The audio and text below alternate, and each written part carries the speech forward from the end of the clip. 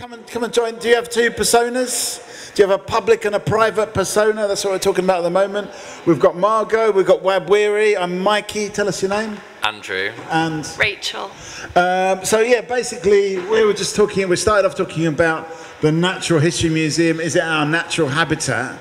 And then basically what we discovered is some people feel more at home here or in the institution than other people that feel maybe a little bit judged or a little bit kind of, they're not, let's say they're not from this country, they don't look right, don't have the right skin colour perhaps. Are they judged? And then it's like, oh, do you actually have two kind of separate personas? Do you have a public persona and a private persona? Maybe Margot could say a little bit more about. Yeah, I I sometimes feel like, you know, because like in public you can't, like, okay, you can say what you want, but then there are, you can on Talkaoke. Yeah, sure, but you know, in life, no, but in life you can say what you want, except that it will have consequences, and sometimes those consequences maybe you're not prepared for, you just don't want them, right? So then you go home and you like hate on all the things that you didn't hate during the day because there was too much at stake, you know.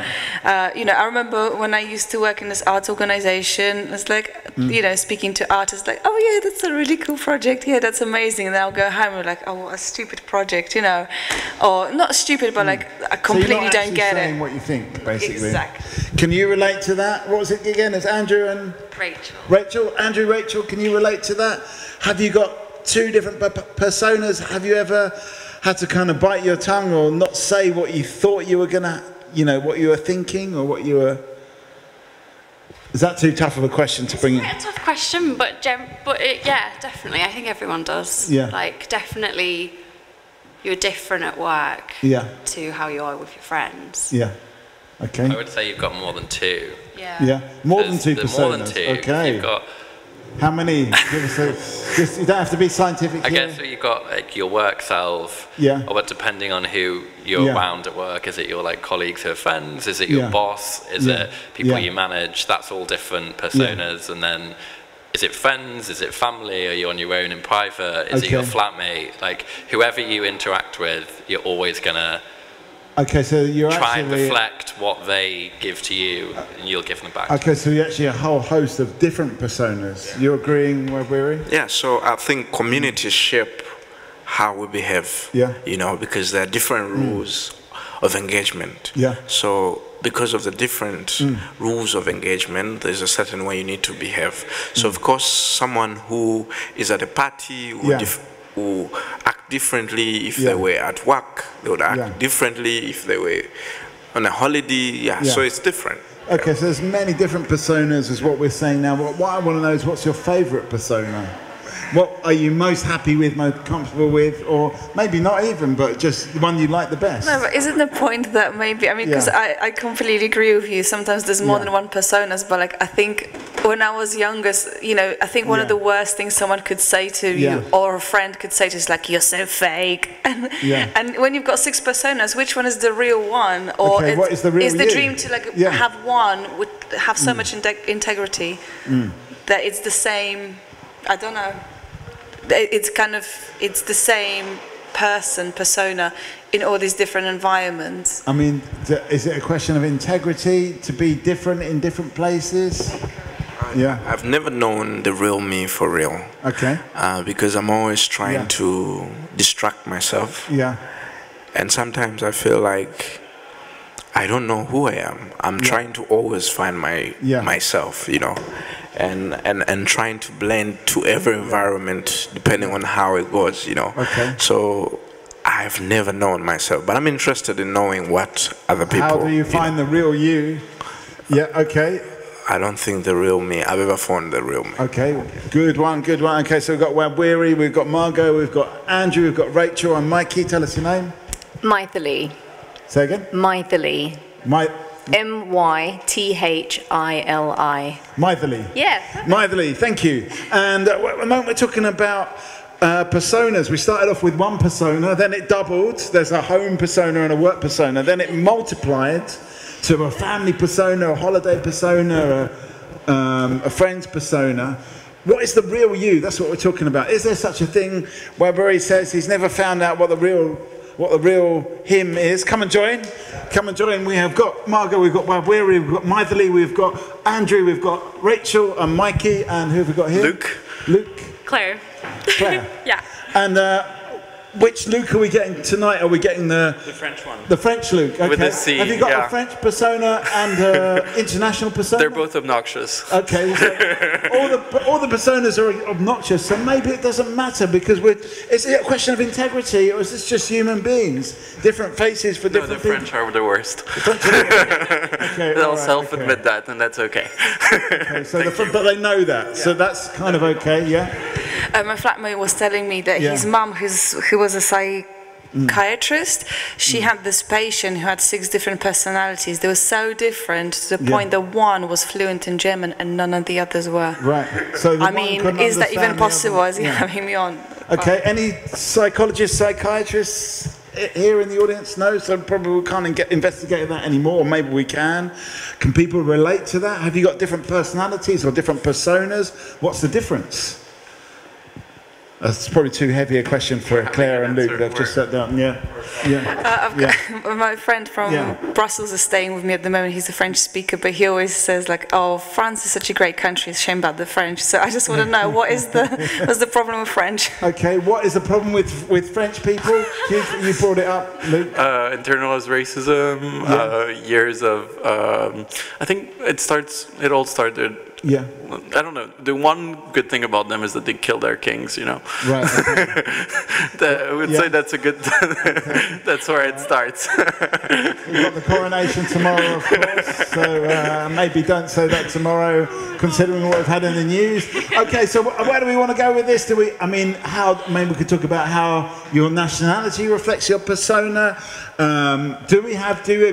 Maithili, do you have different personas, different personalities? I think I have a professional persona. Yeah. What's her? I don't know. I don't know. It's just so I work as a clinician. Yeah. And so I can't be how I am at home because if any of you were my patients, you wouldn't think I was professional if I was just, slacking off in the middle of the ward. But I think wouldn't you be more relatable if you were a little bit more less professional? The way that I try and do it is I am genuine with my patients and I do make jokes with them, but I also have a certain boundary because they have to feel like I'm looking after them and I'm taking their concerns seriously. Yeah. So I think you can always inject a little bit of creativity and your own thing into what you do. I think that's gotten harder in the modern day because now we sort of, people who are I'm not on social media personally, but a lot of people who are on the internet have this sort of way of being an avatar online, but then that doesn't really connect with who they are. And I think it's getting harder for younger people to feel like they can be themselves without being judged. I mean, this professional Maithili, is it the real you? Is it a fake you? Or is it... No, it's just, I guess, a more reserved version of me. Right, okay. Yeah. That's how I describe it. Yeah. I'm struggling personally at work with that professional persona too, because I don't know how to lie. So if you have any advice on how to, it seems that we have an answer here. Okay, Andrew. I was in a training course today and someone brought up a story of how they were criticised for not being professional. Yeah. And their response to said individual was, "I don't care, that's not one of my values. I'm here to work hard, make sure that everyone's, getting on well and that we're delivering our product, but I don't care if I don't come across as professional." So, that's an option. Just don't care about it. Is it not caring? Is not caring an option? Do we have to lie in our professional... Do you have to lie as a clinician? Come and join us if you want to. We're getting the kind of deep and dirty secrets. So I think for me, where I come from, I run an art studio, and I'm like the founder of the organization, right? And I'm constantly trying to democratize how we work, because I think the way people work, they're not just being themselves. They're just trying to bend to the rules of the workplace, So I'm constantly trying to create, to try and get the real people that I'm trying to work with. So there's a lot of flexibility in how we should work, in terms of what times you come in. So we've tried to break down everything into deliverables, as opposed to like you have to be at work and at the end of the day you're not even delivering, you know. That way we've been able to allow ourselves to express who we are in reality, you know, without trying to pretend, you know. If you don't feel okay, it's okay, you could just pass that on to another person and wouldn't feel like they're actually, because they would actually do the same as if they didn't feel okay, you know. So I think what she said, Mythil, right, is today, because of the times, we are always trying to put on a different persona, depending on the environment we're in, you know. But I think it's important for us to reflect on who we are, because then you just do something for the money, you know. You just do something for the environment, and it's no longer authentic, you know. And I think that's what is causing a lot of stress, a lot of depression.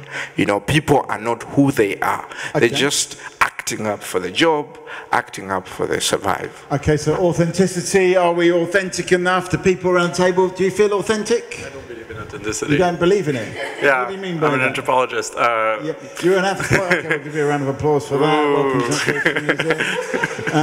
You don't believe in authenticity. How can you not believe in authenticity? I believe in being genuine. I don't believe in authentic, because if there is something authentic, that means there is something rigid and that it's predetermined about us. And I think there's something that comes from us that is genuine, but I don't believe in like an authentic self, because that would imply that I could be a rigid asshole. Okay, so authentic kind of means you're a bit rigid, but genuine is a different characteristic. Do people agree with that? Are you, if you're not authentic tonight, are you at least genuine? I don't know. How do you feel, Andrew, Rachel? Do you feel authentic or genuine tonight? Yeah, I think so. I think you can probably be genuine in all of your personas. Because they're just a different way that you're presenting yourself, but you can still be your genuine. So you're a facet of yourself and you are genuine. Yeah. Okay. Do we agree with this, Luke's conjecture about being, or are you the authentic photographer tonight? Do you feel authentic? Fake photographer. Fake photographer. Okay, so you feel like a bit of an imposter, maybe. Yeah. Because we're talking about authenticity, different personas. Does the camera give you a different persona? That's what we're talking about. Who are we really? Is there a real us? Can we be genuine without there being a real us? Margot? It's not about the authenticity question, but it's about the work question. And it's quite impressive that you managed to somehow incorporate people's natural rhythms and you know how they are, personality traits into work. But I would still argue that different people have got different working ethics, and I find that personally really annoying if somebody's not working as hard as me. Okay, all right. So you work, do you think that of yourself that you work quite hard? I can work quite hard, and when some other people don't, I get really quite annoyed. All right, okay, so how do we, okay, if we're just going to relate everybody's different working, and come and join this if you want, we're talking about different personas, what is the authentic you, is there such a thing, and in a working environment, can people be themselves, and what about if yourself is a really lazy person? That's what we're talking about now. Andrew? I was just going to say, how can you compare how someone else works compared to yourself? Because they may be working hard in a different way. They may be bringing something different to the team. They don't have to be there, you know, working exactly like you to work hard. It could present very differently. I mean, for some people, writing an email takes all day, and for other people, they can just do it in 2 minutes as well. So interestingly, what we've found out using this model is that people actually do contribute to the success of the organization. It's just different ways of how they would approach it, you know. Today, it's always been structured that if you're working, you're actually very, you know, but I don't think that's how it's supposed to be. I think it's supposed to be result-based, you know. Result-based. If you have the deliverables, you know, and you need to meet them on a certain, that's the most important thing, you know. And the people that I know actually are taking on that model and making a lot of money. These are consultants, right? They don't have to be there full time. but they have deliverables and they bring in more. Okay, so you can actually do very little and then have a big impact and make a lot of money. Oh, I've lost my sound. Oh, there we go. Okay, well, you had something to say about this, Luke? I was just saying it's very capitalist core here. Yeah. This feels like a good propaganda sesh. Okay. How do you judge the contributions? I mean, when you're out there doing your anthropology, how do you judge? I don't judge. What's that? Sorry, he has something to say. Okay, right. Yes. You don't want to talk about it. Okay. No, but how do you judge? Not just with anthropology, in the clinic or in the wards. How do you judge who's contributing what? That's what we're talking. The question is flawed. It's not about contribution. Yeah. No. What is it about? It's not, at least in the way capitalism understands contribution. It's tied inherently with production of money, and I personally disagree with that. But that's okay. So how should we value people then? You're hitting the $1 million question, and maybe the word value is not the right one. Value. Okay, so all right. How do we find people's worth? Maybe we could say. But I'm just trying to help you out here, Luke. No, but you're using the same. You're using the same lexicon as capitalist. You know, I'm trying to come up with like a post vision of that. And that implies like, I don't know. How do we exist? How do we embrace happiness? How do we allow people to fulfill their needs? How do we? I'm not. So it should be more needs-based than contribution, value, worth, all of that stuff. So I agree. So why I enjoy my work is that I think if people are healthy and have access to things that, form part of their basic needs, then we'll have a much happier society. But we tend to put value on having a lot of money or raising a lot of money, and I think I worry that the world is sort of going that way without thinking about what it is to actually be human. Do we really need to all be working all the time? Should we not be able to enjoy our planet and our community and have time to come to great events like this? Why does this have to be a luxury? Why can't that be what we all get to enjoy? Okay, I'm giving you a round of applause for that one. This is Talkaoke Pop-Up Talk Show. At the moment we're talking about, we started off, how do we judge people's contributions? Luke didn't like that because he thought it was too capitalist. And then Maithili has sort of chimed in and said, yeah, that's right, actually, why are we kind of judging people based on their productivity? And we're just working too much at the moment. Could we just actually sit down, enjoy our planet, enjoy each other a bit more? And that's where we are right now. Do you agree, disagree? Come and join, even if you're just making up the numbers. We'll definitely value you around the table, even if you don't say anything. So, yeah, Margot.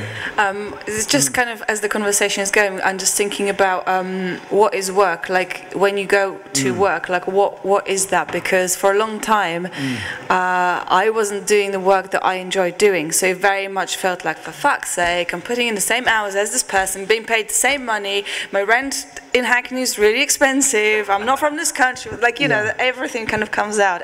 There's a lot riding on it, how much I'm being paid in a job that I don't enjoy, because that's the best I can do at the moment. And the moment I switched to doing what I genuinely, it's building a bigger thing that you believe in. I didn't necessarily have that when I worked in a cafe, quit and then came back again because I was so desperate for a job. I wasn't living my best life then to some extent. So but I think, it's the type of job because I was working for somebody who's like, I've got this dream of having this cafe, which by the way just exploits people by paying them shit wages. So I wasn't fulfilling my potential, and I think that's part of that kind of. Okay, we've got some new faces around the table. So we've got Wabwiri, we've got Maithili, we've got Andrew, we've got Rachel, we've got Claire, we've got Luke. Mikey, tell us your names over here. Kate. And Honor. And we've done you. And Ines. Becky. So why don't you come and join in as well and give us your names. I'll give you a round of applause, and we could even give a real round of applause if you want to. Let's have a round of applause for these people. Okay, so we're talking about, in a way, it's up to you where you want to take this. My job is just simply to move the microphone around, but do you agree with this sentiment that we shouldn't be working for the man, so to speak, or we could live a better life where we just enjoyed the planet more? Do we agree with that, or is that just, do we have to just suck it up and just I think enjoying the planet. Work is doesn't have to be negative. I don't see work as a negative thing. Yeah, I mean, as Margot says, does it depend what job It can be negative got? if you're in the wrong job. Yeah. But I think work is health. If you don't have a job, you're unhealthy, you're depressed, it's so important for our health that we get up in the morning and do something that gives value, and there's nothing better than that, like thinking if I didn't turn up for work today, who would miss me? And knowing that people would miss you. Okay, so it's about being, missable. But the thing is, it's like finding that job, and I think that's what's important, is to find that thing where you give value. And do you have that? Yeah, I do. What do you do if you don't mind? I do like what could be a really shitty job. Yeah. In fact, I work for my daughter. Yeah. And I mean, I've done lots of things in my life, but at the moment, something I've never done is being a food technician in a school with absolutely horrendous kids. But my daughter trained as a food technology teacher, and she's run off her feet. So I said, oh, maybe I could come and help. So I'd come and help, and the kids are atrocious and everything, but it's not boring. Yeah. And it's really fun, and I really feel if I wasn't there I know that her job will be a lot harder. Keeps my brain alive and stops me, getting too old and doddery. And I think, wow, I'm so lucky. You know? Okay, well that sounds good. So it sounds like having fun is kind of important. We've got a new face over here. Tell us your name. Shramona. Sharona. Shramona. Shramona, yes, I got it in the end, yes. Welcome. Well, so we're talking about kind of, I guess, this idea that working has got to be fun, you've got to be missed, somebody says. You've got to be kind of part of something bigger, I suppose. Yep, I was Andrew? going to say, I agree. I love my job, and I have no shame in saying that I love my job. Can I ask what you do? I'm a civil servant. Okay. So I guess it's the same, similar to you, is like the public service element. What do civil servants capitalism. What do civil servants actually do? So I'm a bill manager, which is like a project manager taking legislation through Parliament. Right. And you see real change, and you can make difference in people's lives, and kind of put the politics to one side, like whether or not you agree with what they're doing. Yeah. You're just there to deliver, to help out to serve the democracy. Kind of process, to serve democracy, and then the next government will come in and you serve for the next one. Okay. And I think there's a lot of value in that beyond just capitalism. Okay, Claire? I just wanted to add that I really like not working. You like not working, okay, But I also have had jobs that I really like. Yeah. I just like to know that I can have value with or without a job, because I've just been through a really weird and rocky period of like employment, unemployment, temp jobs, and I finally found a permanent job today, but it was, thank you. It was kind of. You're gonna miss not having a job. I kind of love it. Yeah. I love like being able to wake up and read my little books and hang out with my friends whenever I want, and I just have people that I really love in my life, so I like to also have that value outside of work. Like I don't feel like less worthy of a person when I don't have a job. So, okay. There's a question over here. What I hear is that it's really about value and feeling appreciated, and I think those are core human feelings. So that might come from your work or your community or the time you spend with loved ones. And I think this idea that work has to be this very specific thing, it doesn't really fit the 21st century. It's whatever fills us up with joy. So for you, working with your daughter is a wonderful thing, and providing that service in that school is amazing. But I completely understand enjoying the luxury of having open days and maybe doing things for yourself and having time to meet friends. So okay, hopefully we're helping you out a little bit here, Luke. We've got a new face over here, so just quickly get your name. Lisa. Lisa, I'm not going to do all the names because we've got to move. There was a point over here from Luke. No, I just wanted to say that it feels like the commonality outside of like what you were saying about values, like it seems that community and people, like there is something about what fulfills us is not so much like the monetary value, it's as much as it is tied together with appreciation from the people you care. It seems it all comes down to people rather than, and that is like maybe a lens towards which we can like try to understand like work outside this like you know, capitalist core. Let's get, I don't know, but I'm just, sorry, so you're saying it's all about the people, or just we've got some more people, we've got a lot of people around at the moment. We're kind of talking about, and it's kind of, you started it, Luke. We're talking about a better way to just appreciate, and you said appreciate people rather than through this idea of a kind of work contribution or being part of a team. And you know, how do we actually appreciate people and I'm going to say value people, but not in a capitalistic way, in a way that people feel like they're part of something, I suppose, be it contributing something or doing something for themselves. But before you get kind of recognition from other people, or like, you know, the boost from other people in your community, I mean, surely there has to be some kind of a passion, something that kind of gets you out of bed. Yeah. And like, I know people who say, like, no, I don't have anything like that. And it's basically fine, but our conversations aren't very long ones. Okay, so you feel like you need to have a passion, and if you don't, it could be a bit boring. That's a bit rude, maybe, for people that don't have a passion. Do people feel like they've got a passion around the table? Can I just ask? You're saying no?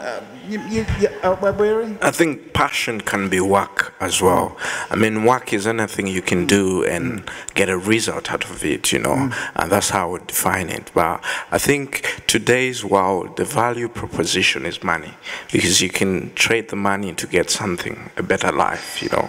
Yeah, so money is important, you think? Yeah, it is important, because that's what we use for trade, you know. Yeah. But you can love something and still not get it back out of it and still enjoy it and go back home and say yes, you know.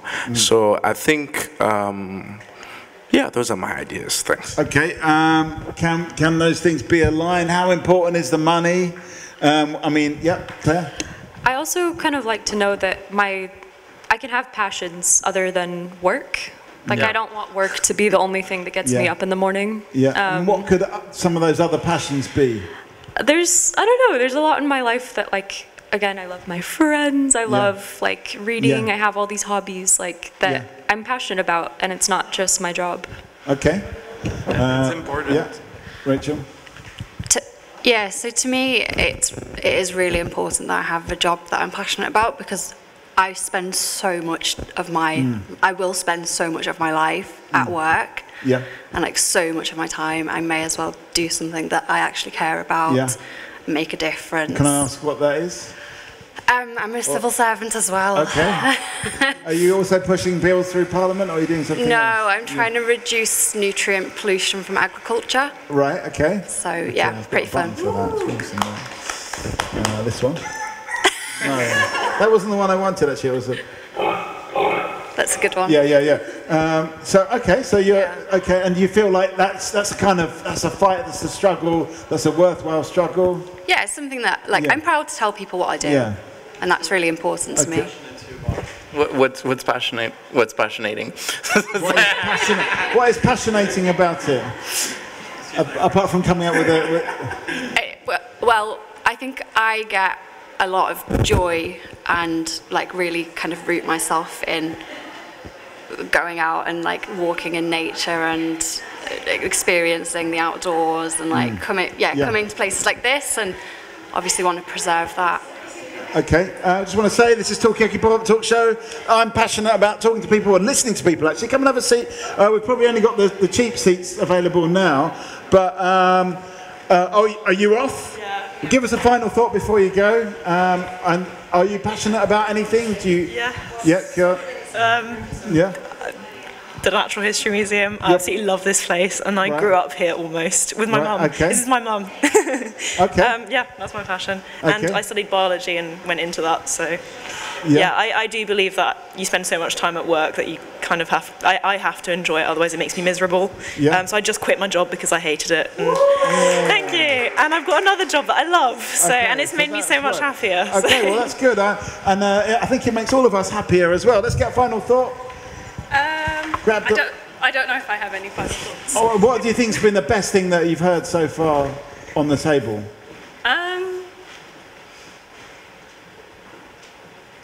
The idea of kind of being passionate about things. Okay, so I found honours Yeah.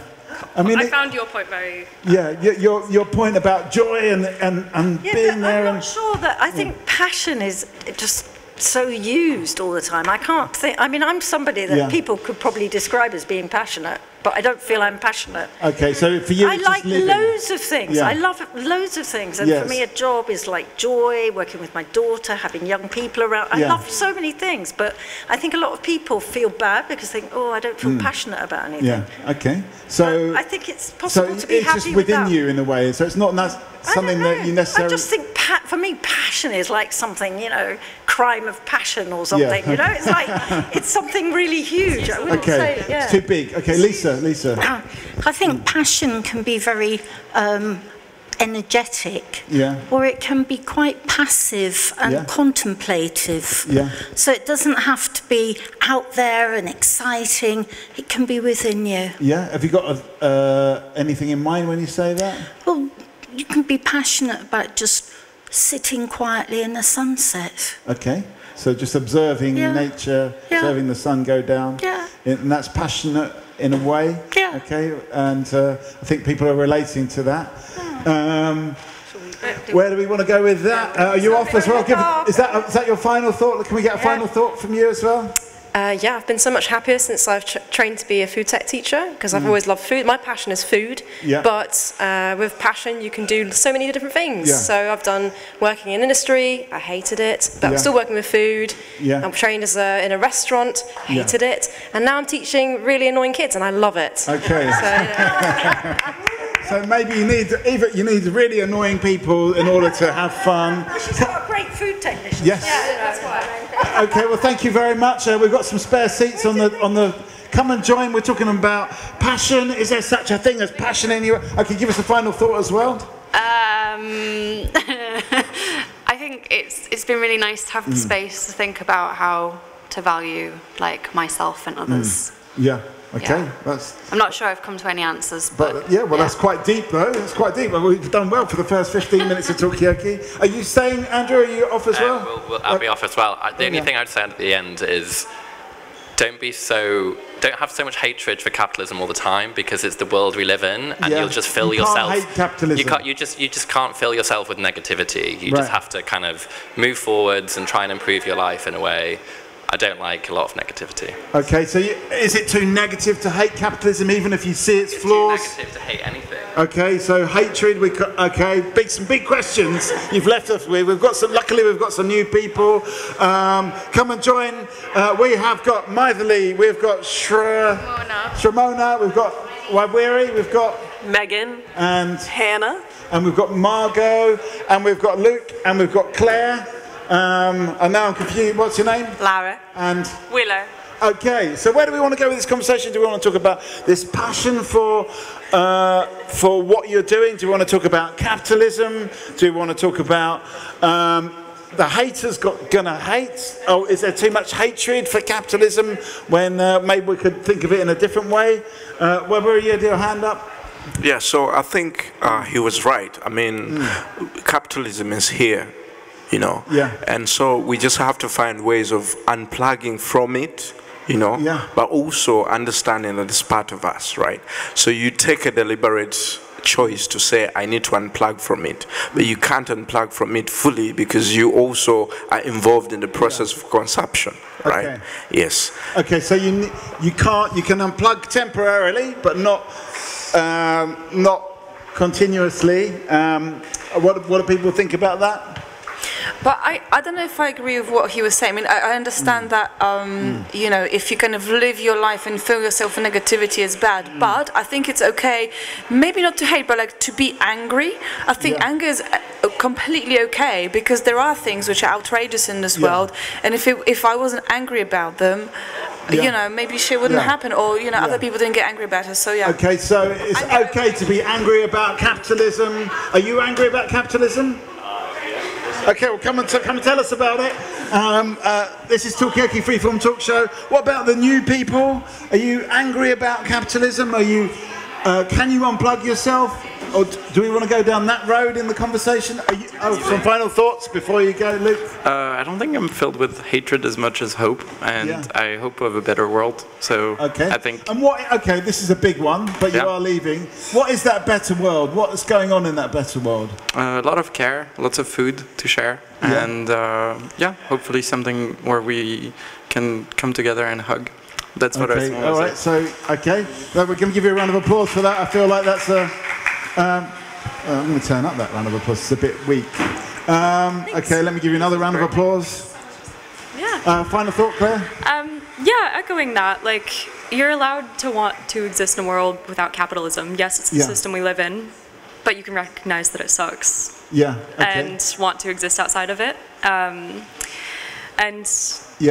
People call it like a pipe dream or say it'll never happen, and it probably never will, but you can recognize that capitalism is not there's no justice really that's coming from it for greater society. All right, so there's a bit of a lack of justice in capitalism. You can recognize that. We're getting a little bit, but it's kind of the whole point of Talkaoke is kind of up to you to decide where you want to take this conversation. We've got some spare seats here, so come and join and take the conversation in your direction. So far today, we started off talking about, what do we start off talking about? We started about being judged and being, part of the team, and then we talked about, is it a capitalist valuation when you're talking about who contributes what? Should we be valuing people in other ways? Should we even talk about value? What is a person worth? And then we talked about different passions that different people had with each other. And then some people had passion, some people didn't. But is that okay? And then we talked about capitalism. Is capitalism making us that way inclined? Can we hate capitalism? Is that too negative? And that's where we are right now, so it's kind of up to you where you want to take this conversation. But I will say, come and join, because we've got 5 spare seats. And this is a participatory talk show. It's not a sit and listenery talk show, although you are welcome to do that as well. It's better than just simply leaving. So up to you. Where do we want to take this conversation?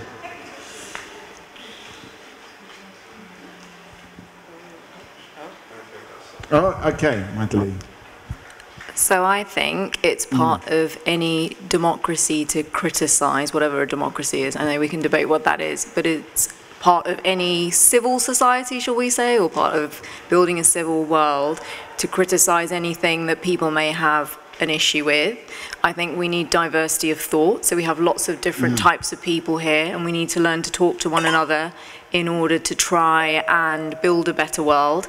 And I think we have to move away from 20th century ideologies to build a better 21st century world. And what would that be? What would be better, and how are you going to do it?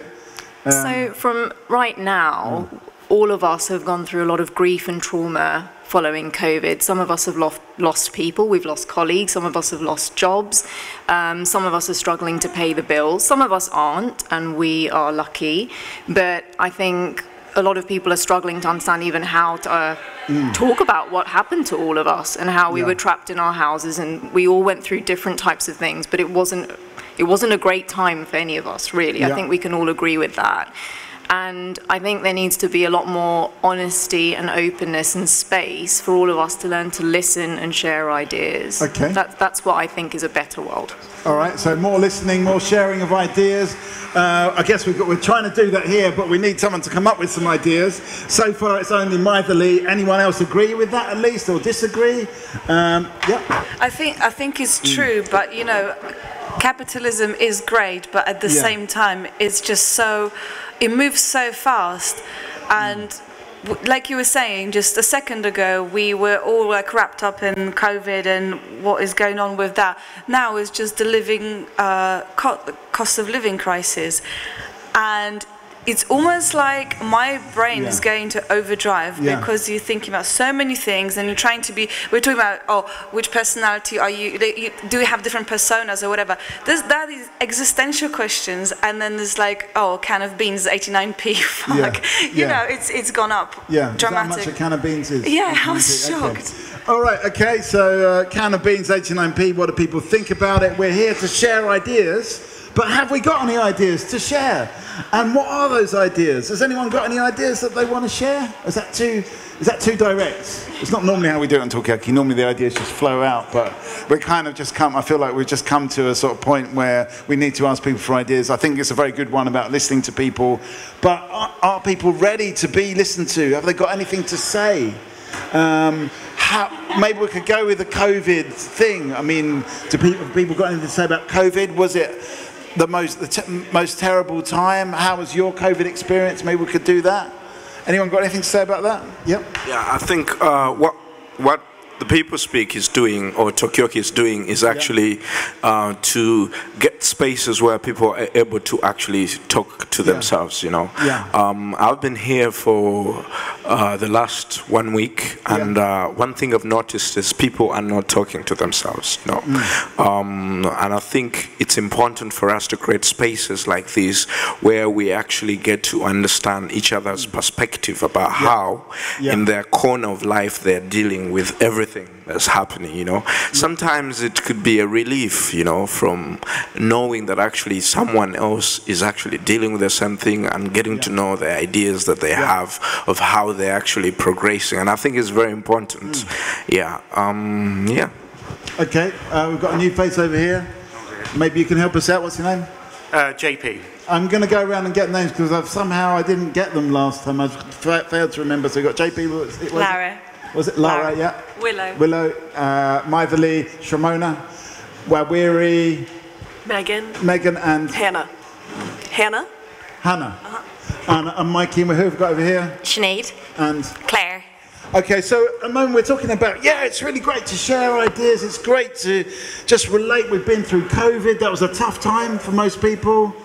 But what have we got to share? Have we got things to share? Have we got anything to share here? Have we got, we're talking about, Shimona. I think for me, one thing was that during COVID, it made me reflect a lot, and like I was stuck in, I had a job where I still had to go into work quite a bit. And can I ask what that was? Yeah, so I work for a skincare company. Right. And it's a startup, and they were just really insistent that we just still have to go in. Yeah. So I think for me, what I really saw and appreciated was other people being able to kind of go wherever and work from wherever and have that freedom. And I started wanting that for myself. Yeah. And now things are different. There's all these, there's cost of living and blah, blah, blah. And I think just in general for me, I've sort of, like money for me is a big driver. Yeah. And I think now I've started looking at my life in a different way where I want to have financial freedom, not in the way that, I have financial freedom, but in a sense that I don't want one stream of revenue for myself. I want to not be dependent on one thing at any point. So if I lose a job, then I'm like, what am I going to do? I don't want to be in that position. So it's about the anxiety of not having income. But also I want to be able to, I could, if I needed to go for 2 weeks or 3 weeks or 3 months to another country, to Vietnam, and just like travel, then I should be able to do that without having to worry about anything, or just having that kind of freedom. And that's kind of where I see my life now. Sounds amazing. Willow? I'd rather not be photographed, just thank you. Okay, why don't you, are you all right with the video though? Because we're on video. I'm sat down now, it's fine. Yeah. Thank you, that was interesting. I suppose my own experience during COVID and jobs. I had a job. Yeah. It was only a temporary contract, and the first time that furlough was meant to end, the agency that I was working through was like, sorry, that's it. But everyone else that worked in the institution that I worked at was proper member of staff, was topped up to 100% on their furlough, kept their jobs. Didn't happen for me. But it meant that I met Lara because then I got a job with her.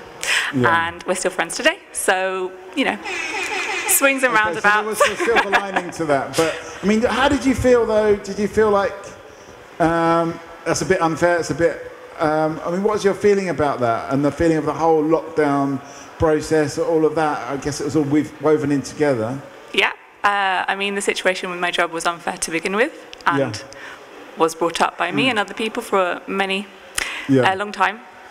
and there's a lot of lip service paid, and especially 2020, summer of 2020, institutions were looking at quote-unquote equality, diversity. Yeah. And my last thing that I did for the job was sit in a consultation being like, you do realise the people that are the most quote-unquote diverse of your entire institution are the ones that are on these temporary contracts that are no longer going to be working for you at the end of the month. Right. And they're like, oh, yeah, oops.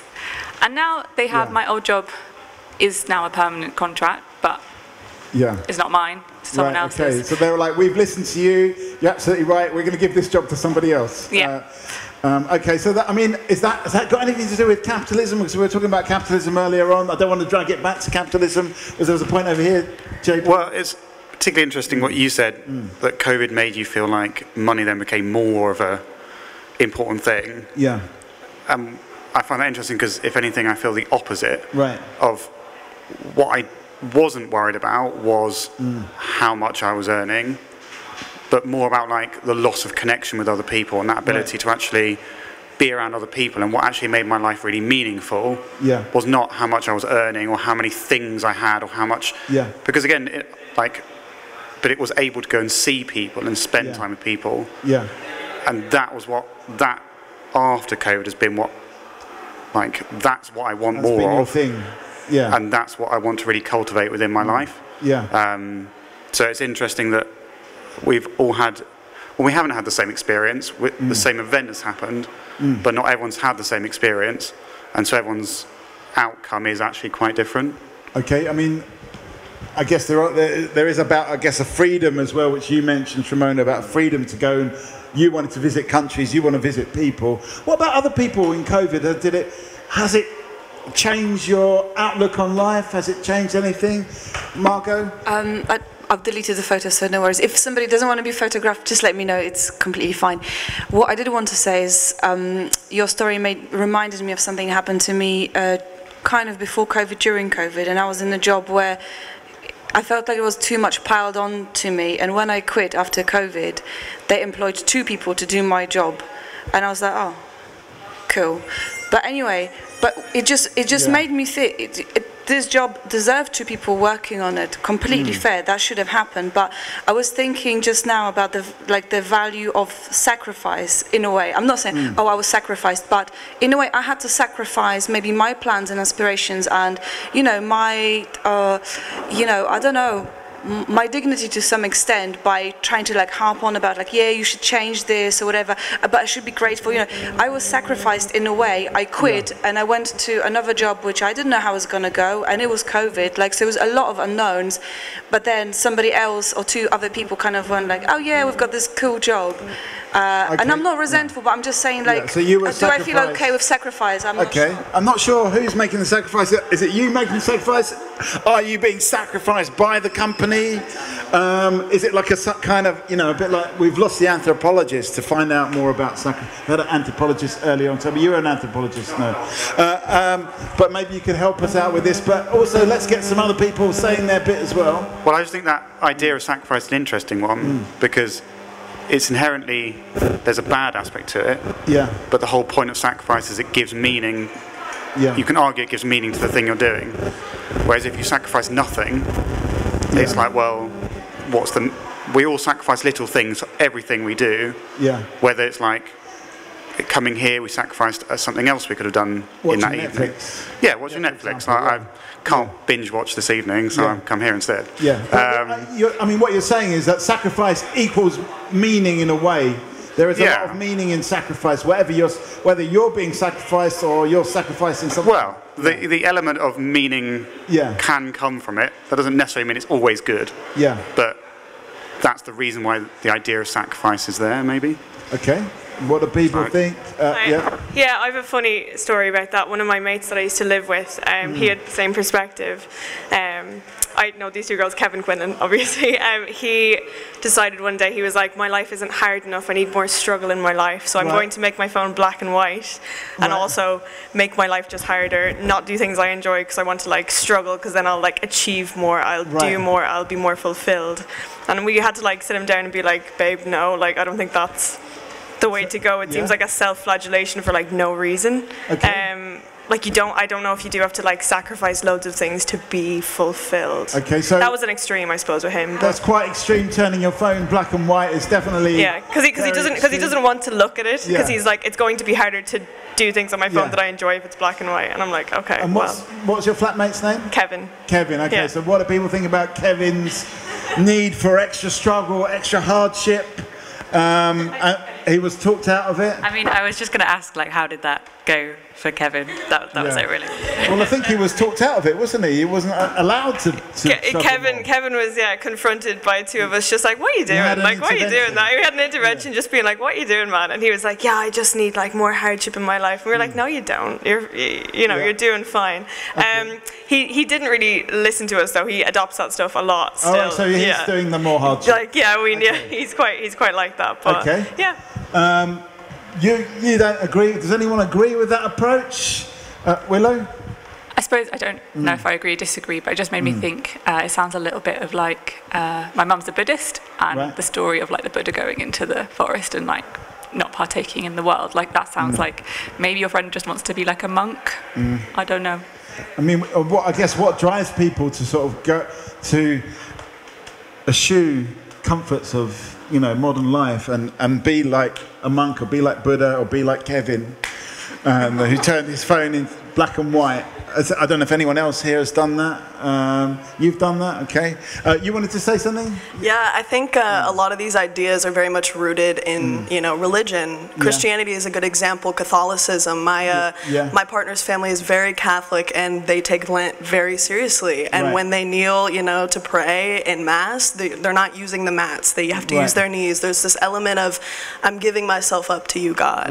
And, it has problematic things that happen later in life. There's a lot of religious trauma that comes from it, and it's the root of a lot of people's struggle, I think. I mean, are you talking about orthopedic trauma from the knee? That too, absolutely. Psychological trauma. Psychological trauma, absolutely. Yeah, depriving of yourself of things you love is silly, in my opinion. But is there a meaning? Is there a point to it? Does anyone think that there is a point to it? We're talking about sacrifice, a struggle, deliberately making your life harder. JP, I'll come to you. In an overall sense, I think completely not allowing yourself things, I think, is pointless. Like, if things bring you joy, you should do them. But if you do things all the time that bring you joy, the level of joy it brings you can diminish, because part of what makes things joyful is having to wait for them. And like, I'm so excited for this thing to happen. And I can't, one thing that springs to mind is like getting fruit in season when it's like perfectly ripe. I love only eating figs at the end of the summer because it's the right time, and I get to wait all year. Okay, so that moment I get wait for the fig. Yeah, the anticipation builds the joy. Whereas if you eat it all the time, it's just like, oh, it's just a fig. I mean, do we live in this world where we get figs all the time and other ripe fruit as well?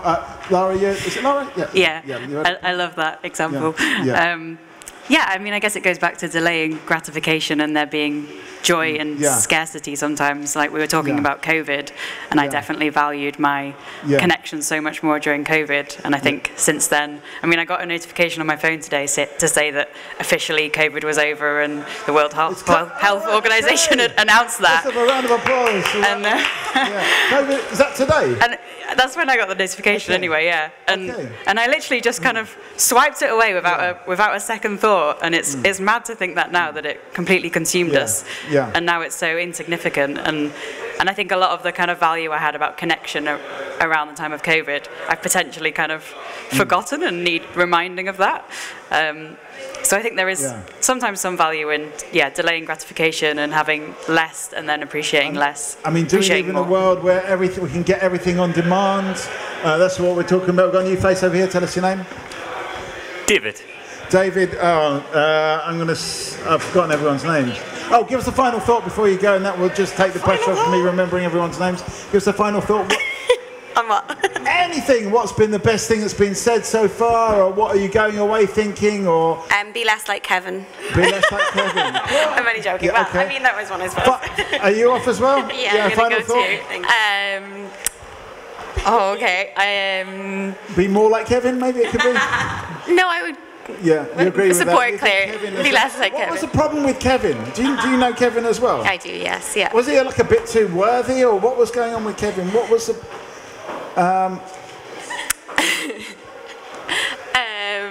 I don't know. Well, maybe we won't dwell on Kevin, but okay, well, maybe we'll leave that as get a final thought from you. Yeah, Kevin's a very interesting man. He's great, but he's very funny, strange character. Yeah. Sounds like the sort of person we need on the people speaking on Talkaoke. Hang on, we've got like a mass migration going on here, so we need to get final thoughts from each and every one of you. It doesn't have to be profound. We've had some very profound final thoughts, but it could be about Kevin, or it could be about anything. I love your sound effects, and wait for the figs. Yeah. Thank you. Wait for the figs. Go fig. Final thought. Museums will never love you back. Museums will never love you back. Whoa, that's a... Okay, maybe, can we do anything about that, people? Final thought? I really value you, and I value what you've done tonight. Because you've brought all kinds of different people around the table. You. That's awesome. So that's mutual. Thank you very much. Thank you. Well, thanks for contributing so much to this conversation. We're here all night.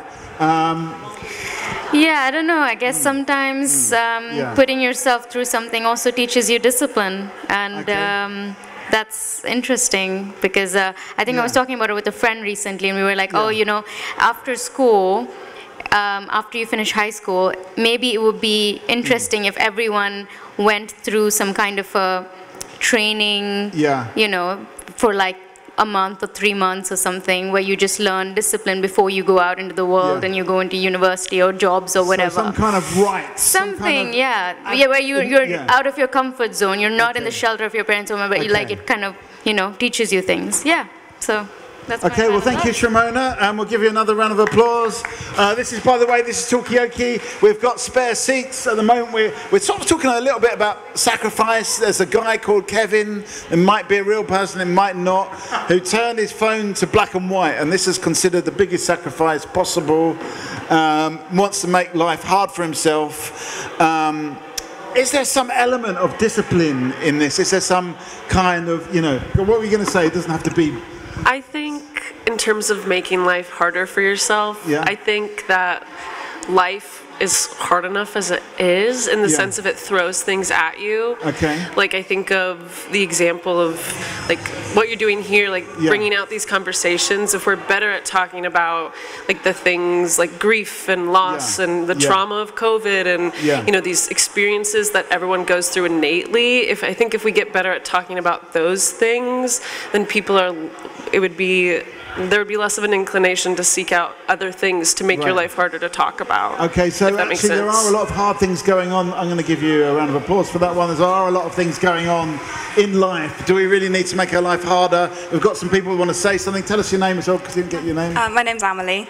Amelie. I was just thinking, because I know someone earlier was talking about monks, and that reminded me of, like, I've seen this thing of monk mode, where people like basically purposefully like give up all the things that bring them joy. Yeah. And they call it a dopamine detox, because the idea is that you like have too much dopamine. Yeah. I don't think that's very true, but I think that's kind of the idea around it. It's like dopamine detox. Yeah, like your body gets used to a certain level of dopamine. But. Right. Okay. Okay. So we're getting a little bit neurological about it. By the way, people, this is not a spectator sport. Come and sit around the table. We've got some seats available. Come and have a seat. I'm going to do a round of names as well, because we know Dave, isn't it? I remember Dave, but that's about it, really. So this is hard for me, right, trying to remember everyone's names tonight for some reason. Come and sit down, yes! Don't worry, all I'm going to do is ask you your name. You don't have to say anything else. We have got Dave, we've got... Hannah. Hannah, that's right, yeah. Megan. Megan, Wabwiri, Amelie, Margot, JP. Louisa. Louisa. Luke. Luke, and I'm Mikey. Sorry. Sorry, you're just sitting in the shadows there. Sarkis. Sarkis. Okay, so where do we want to take this conversation? It's up to you, it's not up to me. Do we want to talk about the dopamine detox? Are we making life too hard for ourselves? Is life hard enough? JP wants to say something. Thank you for helping me out there, yeah. I just thought it's interesting. One of the people who just left, she said that museums will never love you back. Yeah. I think that's a good statement if you like to talk about. I mean, is that a dopamine hit to get loved back, or what? Yeah, I thought it was interesting because I think, if anything, what we're doing now and the whole event of this evening is the Natural History Museum loving us back. It's providing something really unique. It's like a whole experience. I came to one of these before COVID, and it was absolutely brilliant. I loved the whole evening, the whole ability to engage with what the museum is doing. Yeah. So you think it's the museum loving you back? Yeah, absolutely. That's great feedback. Definitely we'll agree. Put that into the evaluation report. Are you from the museum? Does the museum love you back? They've got a lot of people that love museums. Does the museum actually love you back? Come sit down, 2 minutes. Go on. JP says, yes, events such as this with things like Talkaoke are exactly what the way the museum loves you back. Other people said, well, ask the question. They didn't say no. I'm going to come to you in a second, but Sarkis, you wanted to say something? Whilst you're thinking about that, I was thinking about the question about life's too hard. But actually, I think it's the opposite, that modern life is actually really easy. We need to challenge ourselves with things. So, I don't know, putting yourself in uncomfortable positions, having cold showers and lifting weights and sitting here. I mean, things like that actually will train you to be able to interact with things that are challenging and difficult at other times. Okay, so is this kind of training? Tell us your name, and is this training for difficult conversations? Hi, my name is Nazhat. I work at the NHM, as you have picked up. Let's give you a round of applause. Thanks for coming to sit down. Does the museum love its audience? I would say some audiences are more loved than others. Right. I say that from... I took this role, the role I currently have, because when I was young, I grew up in London, but I never felt like I could step into this museum. Right. And actually, when I took this role and the role that I do, it's all about trying to reach out to underserved audiences. But I also think museums come from, or the museums that we know here and now come from a very British colonial legacy. And it had a particular role there that wasn't exactly kind to every kind of community, culture, or people. But that's not to say that is the only role that museums can have. And I think we can transform, we could reimagine what roles museums have. And I would like to think that we create a role where everybody is loved by the museum. How can a museum love people? I mean, the way, so you think about the role that museums have in society and community. What does it do? Is it about communicating science? Is it about creating advocates for the planet? Is it about creating cohesion? The way that it delivers messages, the messages that it creates, the narratives. So I think that all plays a role into if a museum can love different people and communities. Okay, so all of those kind of interactions, I don't know if that helps there. I mean, we're at a crossroads now, because do we want to talk about, we've got two subjects on the table which are quite different. The real skill is trying to link them together. So there's a thing about, is life too hard or is it not hard enough? And the question about do museums actually love you back, and how can an institution show love? Where are you going to take this, Margot?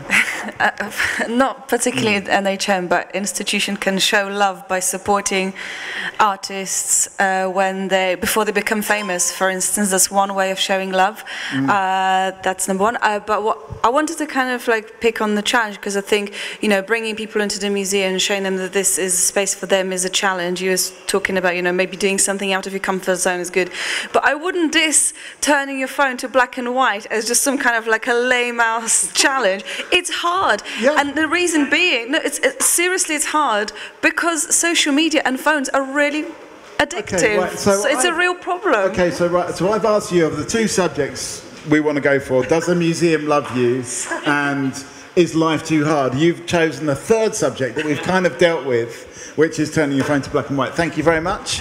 I'll give you a sarcastic round of applause for that. We've got even less guidance now, but where do we want to take this conversation? It's up to you. It's up to you, people at large. I know. I was going to say that. So I think some of it's on perspective, what you can get out of everything. So for a museum, if you go in, you interact, you take the time. If the museum extends a hand, if you take it, but if you don't want it, then I guess that's on the individual. I guess it's almost as the same as life being too hard, where you say go out your comfort zone. Yeah. So it's definitely hard to do, because no one wants to go out of their comfort zone. Okay, well, maybe I can link these two things. That should the museum be taking you out of your comfort zone? Should it actually be pushing you to places where you're not comfortable? I think that you can link those two things together, because you've talked very much about, like, the love you get from the museum partly depends on your background, who you are, and like your previous interaction with the museum. Yeah. But if you're already someone in a position of privilege, which I know I am, the way I look and the kind of who I am, means that it's easier for me to engage and kind of gain that love. And so, I mean, it also, I think when you said something about taking all the joyful things you can, if you're already in a position of privilege, there's less risk by not taking those moments of joy, because you can be confident that they'll come back. Yeah. So the museum is welcoming all the time. Yeah. Whereas if you're in a position where there's a greater risk to it, then you're taking a risk by saying, will the museum be something that is welcoming? Okay. Will I gain something from it? So something about risk and safety, about comfort, discomfort. Dave, give us a final thought before you go. Does the museum love you, do you feel? So you see the map? Do you see Yes. Okay. That's we've got one punter. Sarkis, are you off as well? I am, but just on the museum loving you thing, I think you'd be careful about the legacy of the museum, because if it wasn't for the Victorian colonial museums being set up in the first place, it wouldn't be here. Right. So there needs to be an element of recognition of some of the people who set them up, in order that that message isn't completely lost, because there was a reason behind the collections in the first place. Yeah. I know that I'm really annoyed to you now. Yeah. But okay, hang on. You've dropped a big one there. So sorry, but you also have to recognize that for example, climate change and environmental injustices, they're rooted back to colonialism. So the museum, if it's being an advocate for the planet, also needs to recognize that the same power that created the museum is the same power that's created so many injustices across the world. Okay. So like, if we didn't have those injustices in the world, like I think. I mean, what's the name of the person that started this museum? Robert Owen. Robert Owen. Yeah. Do you think we should give him love, or should we be critical of him for being some kind of colonialist Victorian? I think you can do both. I don't think it has to be black and white. I think you can recognize that, okay, he brought the museum, but also he isn't the only person who could bring the museum. There are lots of people who could have potentially brought it about. Like, he's not the only person that could have had that visionary. He's the one who did. He was the only person with the opportunity to do so. Okay, all right, hang on. He still did. But he still did. Sarkis, I mean, what have you got a view on that? Is it kind of like? No, I mean, nobody's totally a hero or a villain. It's a mix of everything. I mean, I don't know what the story of where he got his money from, or why he was the man who found it. But the fact remains, even though others may have done, he did, and that's where he. Okay. It's part of a. No. He did have that point of privilege, but he used it to create this museum. Yeah. But that same position, the same power that gave him that position is also what created a lot of atrocities across the world. Then you have to recognize it, that the same root, what gave this museum a platform is the same power that brought about a lot of atrocities across the world as well. Okay, well, I want to hang on a sec, because I want to spread this out. And technically, you've had your final thought as well. Not saying that you can't stay and join in on this, but I want to find out what other people think about this. Did we need colonialism to have a museum? Is there a connection between colonial atrocities and the art, or the whatever you call it, the museumification of things, or the establishment of the institution? What do people think? Yeah, please, you're very welcome to. This is Talkaoke, pop-up talk show. Everyone's welcome. I actively solicit. Have you got a view straight off the bat? Right now. Yeah. We know that colonialism, for all its downside, generated huge wealth for this country. And of course, that wealth made it possible to collect all this lovely stuff. So without the wealth that colonialism provided, it wouldn't have happened, would it? I mean, how does that reflect on this whole question about whether, I mean, should we be, I don't know, thankful, grateful, critical, all of the above to the founders? I think we should certainly realise that there was a downside to generating the wealth that enabled this collection to be created, right? So it wasn't a painless process for millions of people who were probably disadvantaged by it, weren't they? And I'm sitting here now talking to you about it, and I'm having a lovely time. Okay, well, you're not the only one. Thank you very much. Let's get your name as well. Gavin. Gavin, we have got Hannah, and we've got Megan, and we've got Wairi, we've got Amelie, we have got this new person that's, I've not got your name yet. What's your name? Ed. And we've got Nuzhat, we've got Margot, we've got JP, and we've got Gail. And we've got Luke and Louisa. Louisa, yes. And I'm Mikey. So what do other people think about this? What's this relationship between all of this money and wealth and colonialism and the museum as it stands? Go back to like distributing wealth, redistribution of wealth. Like, how do you go about that? Would you think that would be a good thing to do to sort of? Oh, yeah. Okay. To redistribute, yeah. Okay, so could we actually even take some of these things and flog them off and give some payback to some of the people around the world that were, as Gavin says, disadvantaged? Nuzhat? I have a question for Gavin, because you mentioned that, you know, this museum is built, well, we all know it's built on British colonialism. And British colonialism was extracting wealth from other countries through violence. That's where the collections were collected. But we also have today, the collection continues to grow, right? But it is without that violence. So how do you know that a museum like this couldn't have existed without that violence? Okay. Is violence an integral part of a museum like this? It's a question directed at you, Gavin, but anyone can answer this. I would say it was important to prime the pump. What do you I think we now, well, it started from scratch, that wealth. Now, because you're making the point that the museum's collections are growing without the colonial benefit, but I think without the thing having been started in the first place, which required that wealth to kick-start it, right? We wouldn't be collecting more stuff today. Okay, so did we historically need that? I want to go to some other people because JP said a lot, Nuzhat said a lot. Gavin, it looks like I want to find out what other people have got. People on this side, have you got any views on this? No? Okay, I'm going to go to Margot. You've not said anything. I mean, I think when we were here in January, we were talking about decolonizing the archives here in Natural History Museum, and I think there was some, you know, a lot of people were saying, well, now that a lot of wealth has been generated and the museum is so established, maybe now is the time to start returning things back to where they belong. But would that be a good thing? Would that actually just like destroy this museum but maybe enrich other museums? I just don't know, but that's an interesting concept, I think.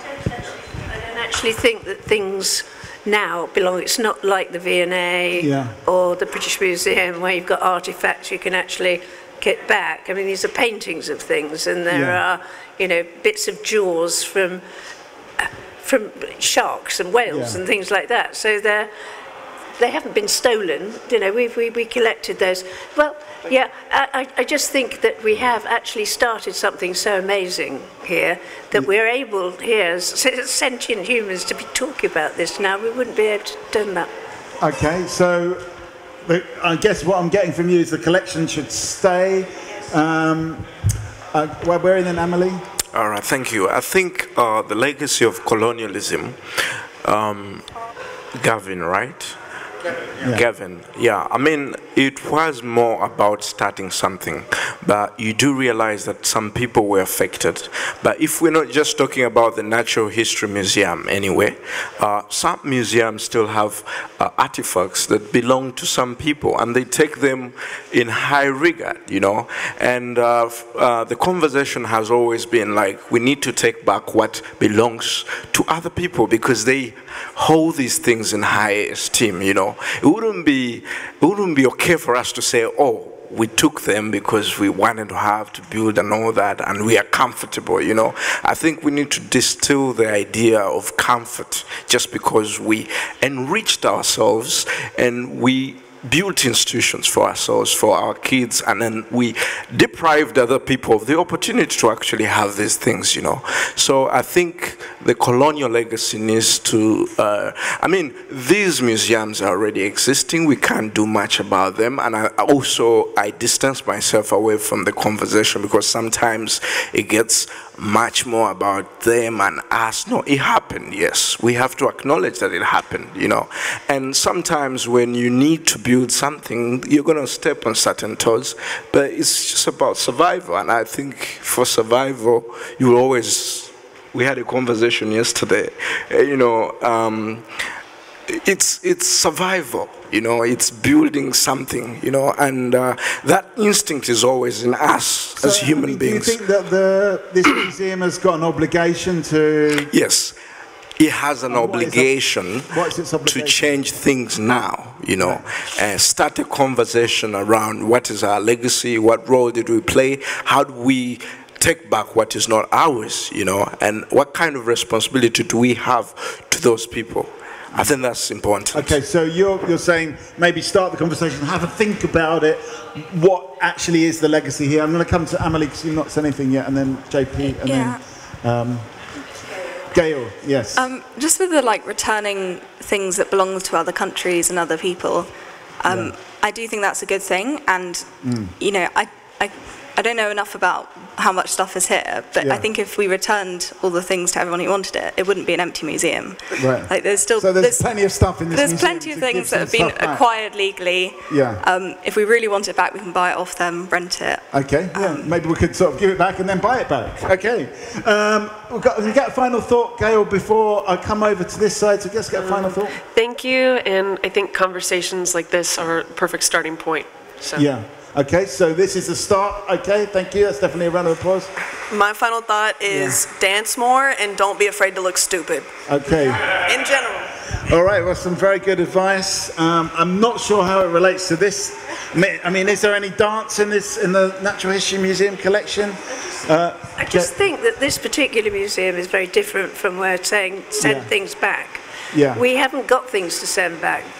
These are not artifacts that people are asking to be sent back. Yeah. And the incredible amount of research that goes on here because of all of these things, it's great for mankind as a whole. You've got Darwin, you've got things from the beagle down in the basement, pickles, things in jars. That came off the beagle. Yeah. What? Yeah. You know, I mean, it's science, it's wonderful. So it's rich history. JP, and then I'll come to you, Ms. I find that distinction between essentially a man-made artifact and a natural artifact is a very material-centered point of view, because the value, some people place more value on a set of shark's teeth than they will on, I don't know, a wooden toy that somebody has made, because it's not made by humans. So simply the fact that the things in this museum are mostly not made by humans doesn't mean they are inherently less valuable.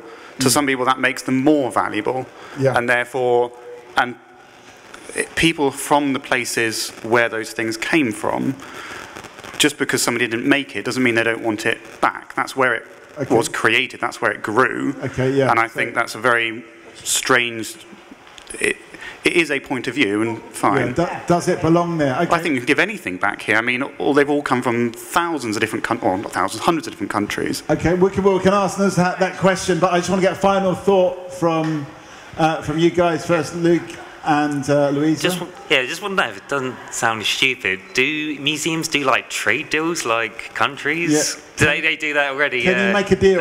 Yeah, do they make deals, send things back and then just swap? But Okay, Louisa, any final thought? Despite where everything came from, just grateful to be able to. You're grateful to be here and enjoy the museum, which is actually where we started this whole conversation. So let's have a round of applause for that. Finally, you get the mic back. Sorry, it's been a long time. So the way that the museum has acquired, especially the Natural History Museum, has changed over time. And so decolonization looks different to different museums, but there has been, like I said, this museum has a British legacy, it's linked to colonialism, and there's been expeditions, questionable expeditions, to put it nicely. So there are some artifacts here, and artifacts today, again, acquisition has happened differently. So I want to say, like, because decolonization looks for different museums, and like you said, just because it's not man-made doesn't mean that different cultures and communities don't have different links, but also we're looking like some specimens may be like abundant, but there's some that are rarer, and there are also, like, you know, fossils, for example. So there are maybe certain specimens, I'm not saying there is, but there may be specimens. There may be also in the collections that need to have conversations about decolonization. So I think it says a lot about the museum, the way it communicates its different collections. But yeah, every specimen has a different link to different communities and has a different conversation related to it. It could be quite a lot of different stuff for different people. We've got a few new faces around the table. So, sorry. Are you off? Give us a final thought. I think it's just, I don't know what, looking at everything, where are we going to put that dinosaur back to? If it was discovered in Mexico, I don't know if it should go back to Mexico. I don't know that. If I heard a Mexican say he wanted it, I would be interested. Okay, so thinking it's up to the Mexicans to kind of claim their dinosaurs. Well, I just don't see how we can actually give these back to people. Whereas I do, obviously, at the British Museum and it's a so on. Story. Yeah. Okay. So I'm retiring at this point. Thank you, Gail, and thanks so much for your views. Gavin, are you staying, going? I think we should go. I'm with Gail. I'm with Gail. I thought you might be, so give us a final thought. Okay. The things I've seen today, this evening, right, very, very few of them, I think, anybody needs to have back or even wants to have back. I mean, I think, you know, if a government or some important, take Mexico, a Mexican dinosaur would be a good one. You know, if Mexico City Museum would like to have their dinosaur back, then I think they should ask us. Okay. All right. Well, I'm not privy to those conversations, but if there's anyone here from Mexico or any other countries that have got fossils that maybe are in this museum, maybe now's the time to come forward. Yes. This is Talkaoke, by the way. It's a pop-up talk show. We want your opinion. At the moment, we're talking about decolonising the museum, whatever that means. Is it just about giving dinosaur fossils back and shark's teeth, which are the two specimens that we've mentioned so far? There are probably other ones. Is it about other stuff as well? Let's get some names. We've got JP. What's your name? Millen. Millen. Yeah. And we've got Nuzhat. And what's your name again? Sorry. Ed. Ed. Amelie Webb-Weary. What's your name? Ellie. Ellie and Lee. And we've got Margot over here. So we've got some spare seats, so come and join in. What do people think about decolonising the museum? Millen, do you think the museum should be decolonised? Yeah. Okay. What? What would that involve? Sending dinosaurs back to Mexico, for example? Well, I'm not too sure, to be honest. Okay. I'm not a geography expert, but okay. or history expert. What do other people think? What would decolonising mean? Is it about sending dinosaurs back to Mexico? Ed? Has anyone brought up all of the jewels and stuff that's on the second floor yet? The jewels? Yeah. What are isn't there like a vault full of stuff full of jewels? that we've basically stolen? I'm surprised that the conversation has been about a dinosaur bone and a shark's teeth. I understood. Was it Luke? Sorry. JP. Sorry. Yeah. Your argument about living things are important to the culture being from, but there are quite a lot of sharks in the world at the moment, and there's maybe only one huge opal from Brazil, for example. Okay, there's a huge opal. So you've actually been and looked at. Well, I'm going to give you a round of applause for actually going around the museum and looking at stuff. And then, I mean, Mexico didn't exist as a country when dinosaurs were around. The entire Earth is very, very different. No, exactly. But that was the point. Come and join in. Come and join in the cheap seats. Come forward. Yeah. Was it discovered by I mean, we're just using Mexico as an example, it could be anywhere, but surely the scientific discovery and the scientific research is the more important thing, as long as that's shared collaboratively. Is science more important than who owns the stuff? And I see, come and join in this conversation. We've got some seats over here. Okay, Waberi, you had a point. Yeah, so Gavin left, but I think the idea that we need to have everything, we want our place to be the destination of knowledge, you know, is what creates this kind of, you know, you want to have a monopoly, so you want to go take everything you can find and bring it to your museum. So it's about the accumulation of knowledge. Yeah, I think that's the problem, you know. But we also need to recognize that wherever these things are taken from, they adhere to those places.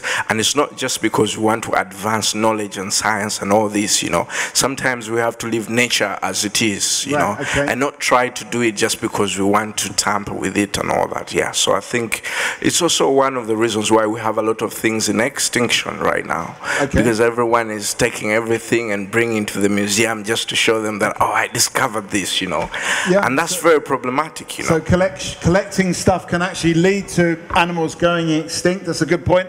So we've got JP, we've got Milan, we've got Nuzhat, we've got Ed, we've got Amelie, we've got Wabiri, we've got Ellie, we've got Lee, we've got Margot, and we've got Joseph, and I'm Mikey. Come and join in if you want to. How do we decolonize the museum? Do we want to decolonize the museum? Is it about accumulating knowledge? Is it about collecting stuff to extinction? Like, it's also about like the money, like kind of like Monopoly. You have to have enough money to buy all the stuff, and maybe some countries might not have enough money to take care of the fossils. Okay, so they haven't got enough. I mean, should they have more money to take care of their own fossils? Not too sure. Not sure. Okay, what other people think about that, JP? I think you raise a fantastic point, because lots of people are worried that if you send fossils back to places where they think people can't look after it, there are two problems there. One, the assumption that people from other places just can't do it better than we can, which is often based in prejudice and bias. And is that about what Wabiri was talking about, this accumulation of knowledge that we've kind of piled up in this country as well? If we start to see ourselves in general in Britain, and not everyone, but the idea that we have this set of knowledge and we can oversee everything, do everything best, that is based in a prejudice and that is... sometimes that may be true, and it may be that other places can't, and then maybe there's that's the whole point of sharing that knowledge, helping other people and other places if they don't know how to do something or don't have the resources. Sharing the wealth and knowledge and resources as well. Okay, is the best way of doing that. So maybe that's what decolonizing the museum is about. It's about sharing wealth and resources with other countries. Round of applause I felt was coming there. What's your name? Ishan.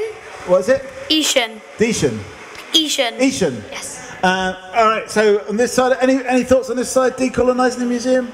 Joseph Dishan. Yeah. Ishan. Sorry. So,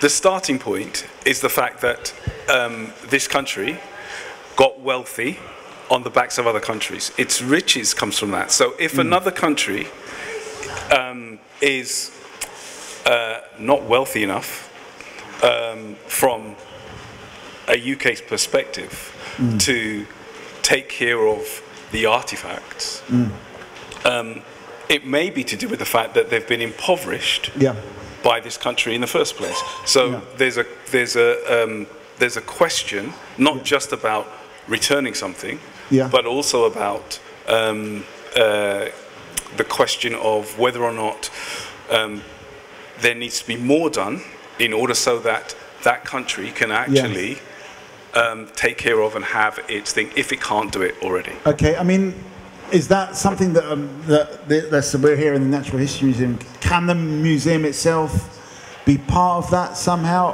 of addressing that impoverishment? Of course it can. Yeah. It's not as if it's an institution that doesn't have any funds. It's just about where it decides to allocate that funds. Right, okay. And it's about looking at things in the round rather than being either prescriptive or more myopic in terms of, well, we've got it, and it's now ours because we've got it, and you can't have it, and we're strong enough to stop you from getting it. Finders keepers, I believe it's called, isn't it? It's not. It wasn't found.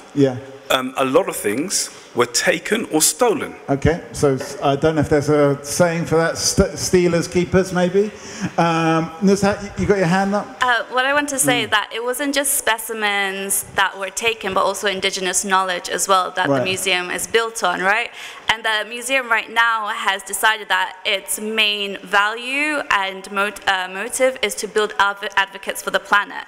And the only way to build advocates for the planet is building a global community. The only way to build a global community is to rebuild trust. And it's broken trust through colonialism. So it has a responsibility to build trust, and that's by having honest conversation about the history, the way that specimens are acquired, because it's quite clear that not everybody knows how different specimens were acquired previously and how it's changed over time or how it's trying to do better. But also there are multiple ways. For example, we have the museum both has a public engagement side, but it's also a research center, so it could work collaboratively with scientists across the world by sharing both its resources and knowledge, but also like giving a platform to scientists and indigenous knowledge across the world. Okay, so there are quite a few ways that could work. So this is Talkaoke Pop-Up Talk Show. It's up to you to decide where you want to take this, and it's all of you. Do you want to talk about what the museum can actually do? Do we want to talk about the Mexican dinosaurs? Do we want to talk about, I don't know, this, as you just mentioned, advocates for the planet? Are we advocates for the planet? I mean, it's up to you. Where do you want to take this? JP? I really like the bringing up of building a global community, because I think, and you mentioned talking about, like, we've talked about listening to each other and building trust. And it was mentioned earlier, the idea that if countries want things that were previously taken, they need to ask them. But part of building trust is doing things because you know it's the right thing to do before it needs to be asked for. So if the museum knows that something was stolen, it was taken in an unfair way, is a very simple way of putting it. It doesn't need, should it have to wait for any particular country or place to say, actually we want that back? It should be up to the museum to say, we took this, or it was taken. Part of building trust is to say, we're sorry we did that, and giving it back. Let's build something without having to. I think it's the museum's responsibility to start building that trust, not communities who were so harmed. They need to maybe reach out to some of these communities. Do people trust this museum? Do people feel that it needs to reach out and maybe we're here in the UK, maybe it's a different story. Emily, I'm going to come to you then. I mean, this might be slightly off topic, but I feel like the UK has this like urge to be the best at the world and everything. Like, is that a bad thing? I think so, yeah, because like, you know, the ideal world isn't like, you know, it's not a hierarchy. It's a global community. It's, you know, everyone together. Like, you know, we want to have the best business, the best industry, the best airports. Like, I don't think that's very sustainable, and I don't think that's something to aspire to. Should we be wanting to be the best in the world? Is Britain the best in the world? Some really good questions here. And to add to what she said, I mean, the desire to always be the best, you're always going to step on very many toes. You're always going to do anything within your powers to be able to deprive other people of the opportunity to enjoy something, you know. The argument that these places do not have the resources to take care of what's their own is really problematic, because you can't steal something from me and say, I can't take care of it in the very first place, you know. And I think that's very problematic. That's one. Two, the idea that these things really are honored somewhere, you know, it should be just that the diplomacy that we need to put into it. Like, you cannot, and Gavin really emphasized that, you know, we've done this because we are building, and what you're enjoying right now is because we actually had to go and colonize another place, you know. But where does that take the UK anyway, you know? Where does that take countries that think that colonialism is the only way to put yourself out there, you know. And I think knowledge has to be dispersed, but it has to come with understanding that we don't have to be violent. Okay. Yeah. Okay, so many things there. There's the violence, there's the, is Britain best? I'm going to come to you in a second, but we're going to get a final thought from JP. Give us a final thought. My final thought would be kind to each other and think about the kindest way to treat other people, because all of what we've talked about is rooted in thinking about other people and less about yourself. Okay. And I think we should all do that a bit more. Maybe we could start is just think about others more, be more kind. Do you agree with that? Ishan. I think, yeah, we should be more kind to people, because if we live in a kind community where everyone's kind to each other, we all get along, then there's no arguing, well, there's less arguing. Do you think Britain is a kind place? Could it be more kind? Can be, but it can always be more kind. Yeah, okay. It can never be the most kind, but it can always be getting better. Okay, so maybe we do need to get better at being kind. Millen, have you got any views on this? Do you think? No?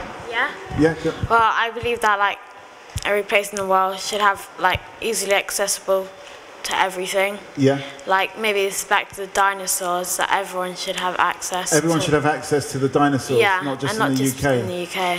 How would you like to see that done? Well, maybe Britain can return their dinosaurs to Mexico. Okay, but what would you be okay walking into the big hall and not seeing any dinosaurs? Well, maybe we could small in the museum, maybe, or I don't know. Okay, some big questions, Ishan. What my brother said. He said that other countries should also be able to get these dinosaurs too. Well, yeah, they should, but I think Britain should keep a few, because then their people could also experience it in future generations, as well as other countries. Okay, I mean, have we got any dinosaurs that actually come from the UK? They have, so maybe we could keep those ones. Should we be giving back the dinosaurs to other places? Margie, you had your hand up first. I'll come to you, Ed. And No, my point is a little bit kind of like gone now, but from what you were saying, I think Britain does have this kind of I don't know, drive, maybe not to say obsession, but you know, this kind of drive to be like the best at everything. But I just wondered whether whatever's happening tomorrow, there's something going on, I can't remember what it was exactly, is that going to exceed Britain's, I don't know, is it going to be making Britain better or worse? And should the new king, have something to do with redistributing the stuff in the museum? Could the king be involved in this? We're getting regal. Come and get involved in this. It's Talkaoke. It's not a spectator sport. It's about participating. Thanks for joining. We're going to give you a round of applause and get your name. Victoria. Victoria. We have got Nuzhat, we've got Ed, we've got Amelie, we've got Wabwiri, we've got Ellie, we've got Lee, we've got Margot and Mikey. We need some more people on this side, so come and join. Don't have to say anything if you don't want to. Ed, you had something to say. Yeah, just everyone's talking about sending dinosaurs back, but no one's talking about the gigantic blue whale that's hung up. And they're not British by any stretch of the imagination. They're an Antarctic species for the most part.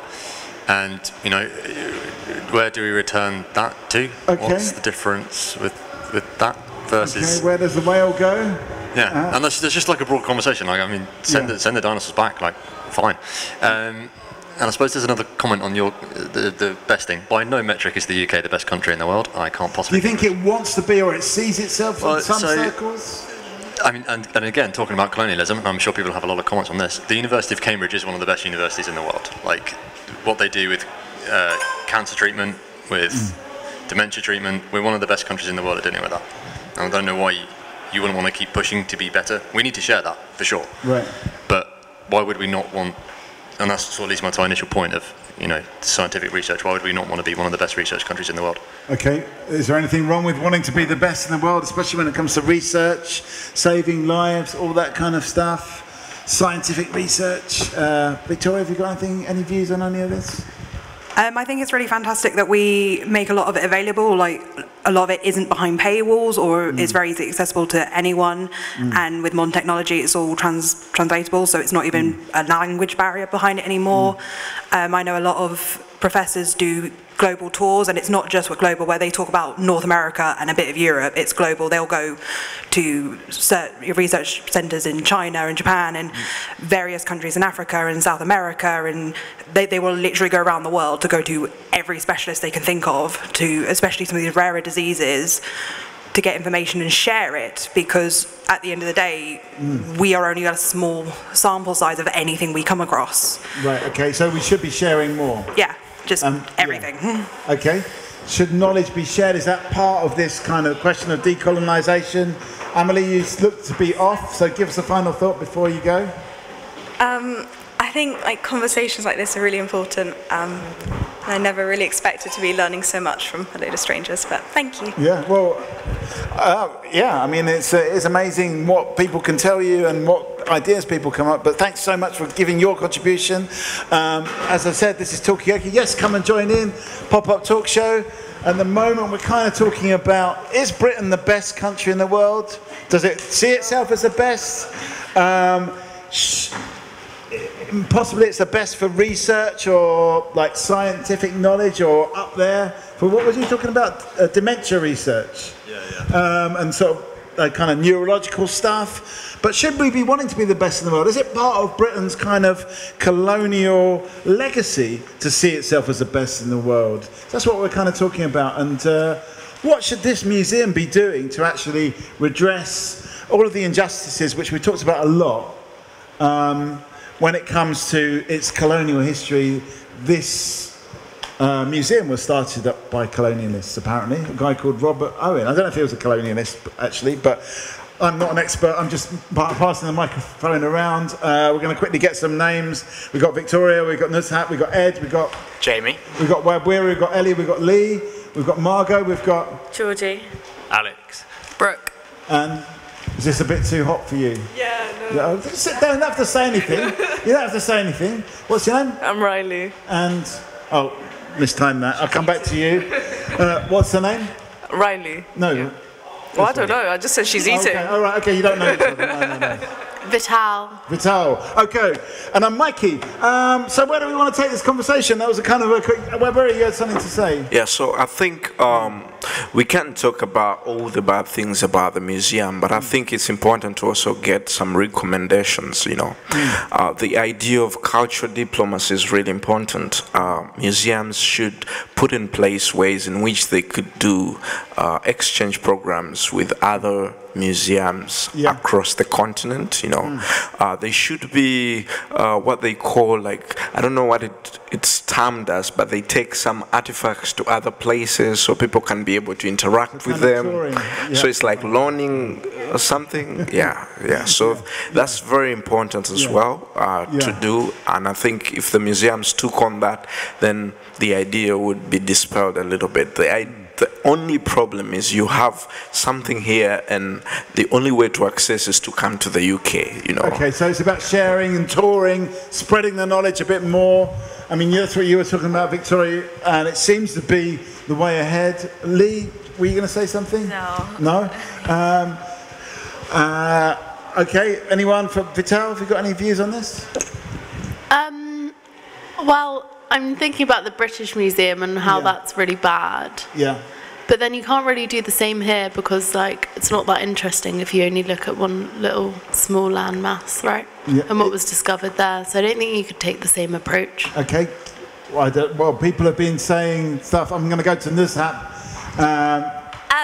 So again, I think this reflects the way that the museum communicates its history. So there are different types of specimens, and they're being acquired in different ways. So you mentioned earlier about like the blue whale, for example, it's not like British. So do we have any right to have it? So one of the many questions you'd ask is like certain specimens, they're abundant. So like whereas some specimens are rare, like certain fossils are quite rare. Yeah. So, for example, multiple museums across the world can have a whale because there is enough, whereas like a certain maybe fossil specimen, there may not be enough, and then there would be a question of like who gets to, for example, showcase. Collecting things, because Weary mentioned collecting specimens to extinction, that certain species have been collected out of existence.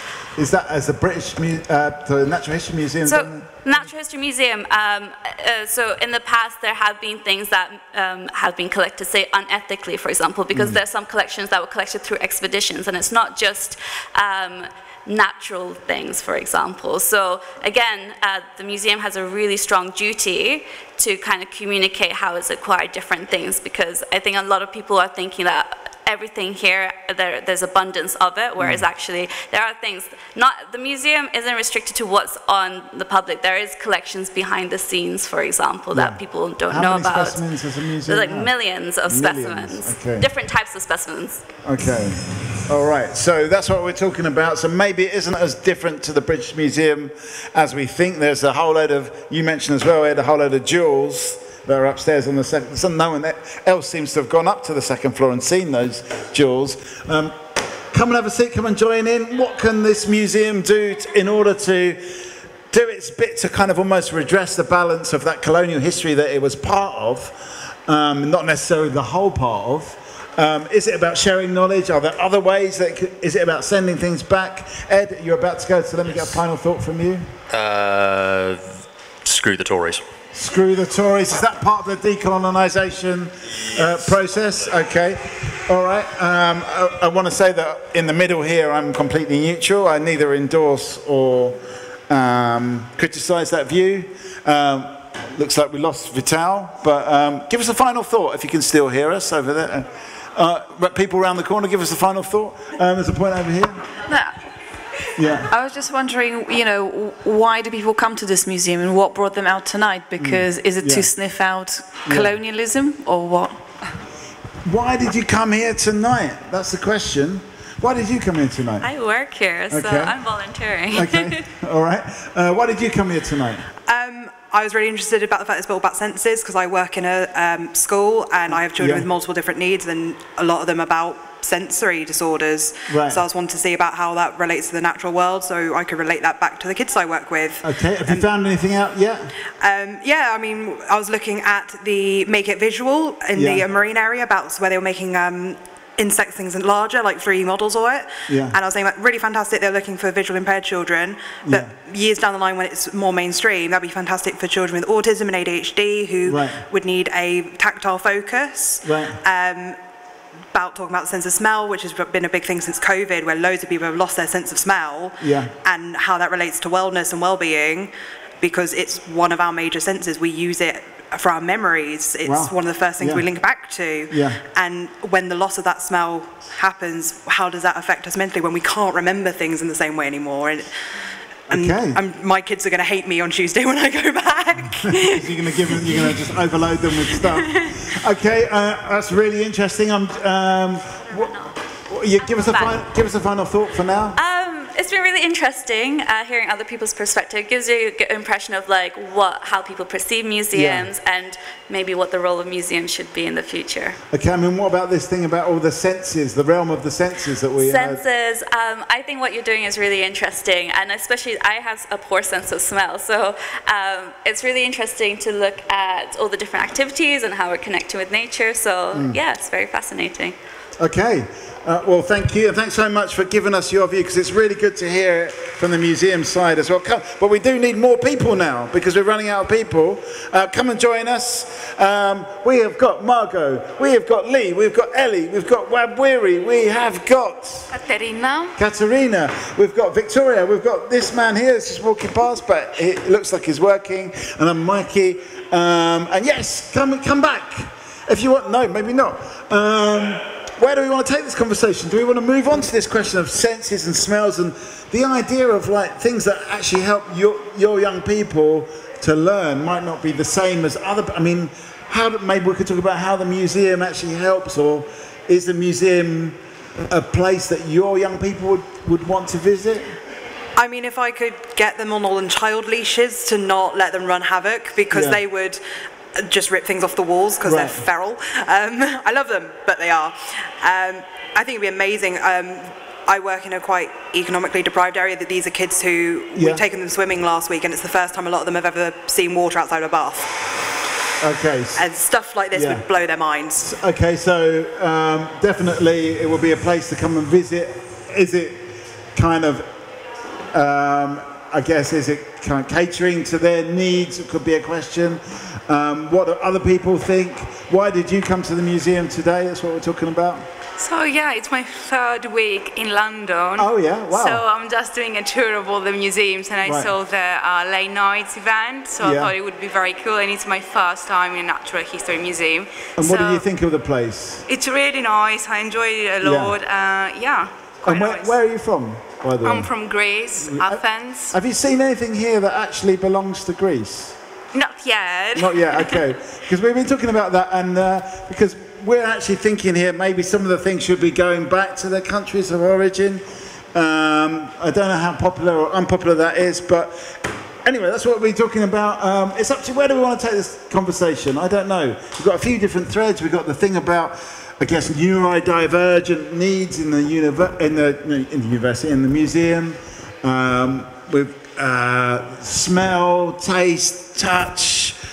Could they be more of a part of the displays here? We could be talking about something completely different. You mentioned the King's coronation tomorrow. Someone else said, screw the Tories, which is not a view that I'm able to endorse here in the middle of the table.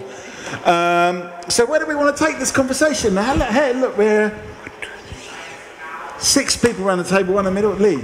I think compared of thinking about if get the things back to their original country, other than that, I would like to talk about cooperations, since it reminds me of something that actually belongs to China, where I come from, in British Museum. But it has been destroyed. For protected, the British Museum invited the professors in China to recover it, and finally they did it. They made it, and I think the most important thing is artifacts that actually got protected well before we decided where it should go. Right. Yeah. Okay. I mean, do you think those things, I mean, obviously British Museum, and it does always seem to be the British Museum gets the biggest, they might have some things belonging to Greece as well, but they get the biggest criticism, I guess, because they've got cultural artifacts mostly. And you're saying they didn't look after the Chinese stuff as well as they could have done, and they needed to bring in the Chinese experts. But do you think that stuff should go back to China or stay in Britain? I don't know. I think it's there's too many things affected because of, I don't know about politics. Okay. So is that okay? Is it too much of a political question? Come and join us. Well, we're kind of at a bit of a crossroads because there's so many things going on. Come and sit down, give us 2 minutes. We have got Victoria, we've got Katerina, we've got Waburi, we've got Ellie, we've got Lee, we've got Margot and Mikey. And there's 2 things. Well, the big subject tonight has been decolonising the museum. Not just this museum, but also we've just been talking about the British Museum. Should they be giving stuff back? Actually, it turns out they didn't look after the Chinese stuff particularly well. They had to bring people in from China to sort that out. But what can the museum do to decolonise? That's one subject. The other subject is Victoria works with young people with special needs, and she was investigating all the different senses and sensory approaches to natural history. So we can also talk about that, or somehow a combination of those 2 things. I don't know how those 2 things are combined, but we can have a think about it. So that's where we are right now. So tell us your names. I'm Tom. Tom and? Shannon. Shannon? Yes. And as I said, I'm Mikey. Where do we want to take this conversation? Or we can talk about something completely different. Where do you want to take it? People, it's up to you. Where do you want to take it? Okay, I think my personal opinion on the whole history museum, like handing back stuff. Yeah. I think, it should be, personally. Yeah. But or they could do it in a way of funding, or whatever they give a % back to each country. Right. So say we take in £100,000 every year to like money, and each % of that will go back to the countries who actually have the items, or the items should just go back. Okay, so like give them a share, give them a cut. Yeah. Should those other countries get a cut? And if so, what should the cut be? What should the percentage be? We've got a new face over here. Tell us your name. Simon. Simon, welcome. We've got Margot, we've got Lee, we've got Ellie, we've got Wavery, we've got Katerina, we've got Shannon, we have got Tom. Yes. And we've got Victoria and Mikey. And we're kind of talking about, Katerina, give us a final thought before you go. Yeah, everything is really nice tonight. Highly enjoyable. You've enjoyed yourself? Okay, well, thanks very much. I mean, I don't know, where do we go from here? Well, have we solved the giving things back thing with Tom's suggestion of a cut? I mean, like, it's really interesting to be listening to this conversation. I mean, obviously, I live in London, but I'm not from London, and I'm not from any of the colonized countries. So in a way, I feel like just like a fly on the wall. Yeah. I'm from Poland, and as far as I know, there's no exhibits here from Poland because Britain didn't dare to go there somehow. So that's all right. Because maybe Russia just put their hand on everything. I don't know. So I feel like I'm just kind of observing the conversation. So, I mean, where do you stand on it as a Polish person? Do you think that Britain... Well, there was a thing as well that some people say Britain is the best country in the world. Other people are saying, no, or maybe it wants to be the best country in the world. It's aspiring. It's aspiring to be the best, and it's about all the knowledge gained from all these expeditions. But you know, the very first thing they were talking about is what is your natural habitat, and somehow people are here with like complaining about Britain, or how it's kind of come to its power and wealth, but we are all here somehow. So we're all here. We're all part of that somehow. We've got another new face over here. Tell us Hi, Uz. We have got Shannon, we have got Tom, we've got Victoria, we've got Simon, we've got Margot, we've got Lee, we've got Ellie, and Wabwiri and Mikey. Did you want to say something? I just think being in a place does not mean not being cognizant of how that place affected you. You know, for me, I'm probably here to learn as well, but also contribute to this conversation that we're having. So that when I go back home, I know at least we had this conversation, and maybe a few minds had to share what they had to say. So it's not really about whether I'm in this place that I feel like pillaged, where I come from, but it's what do I have to learn from the place that I'm going to?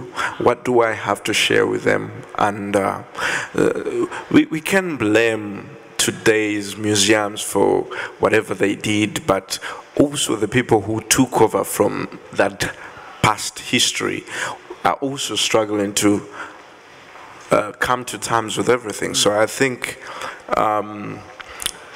it's an ongoing conversation. And I mean, that's an interesting point that you said you came here to this country especially to learn.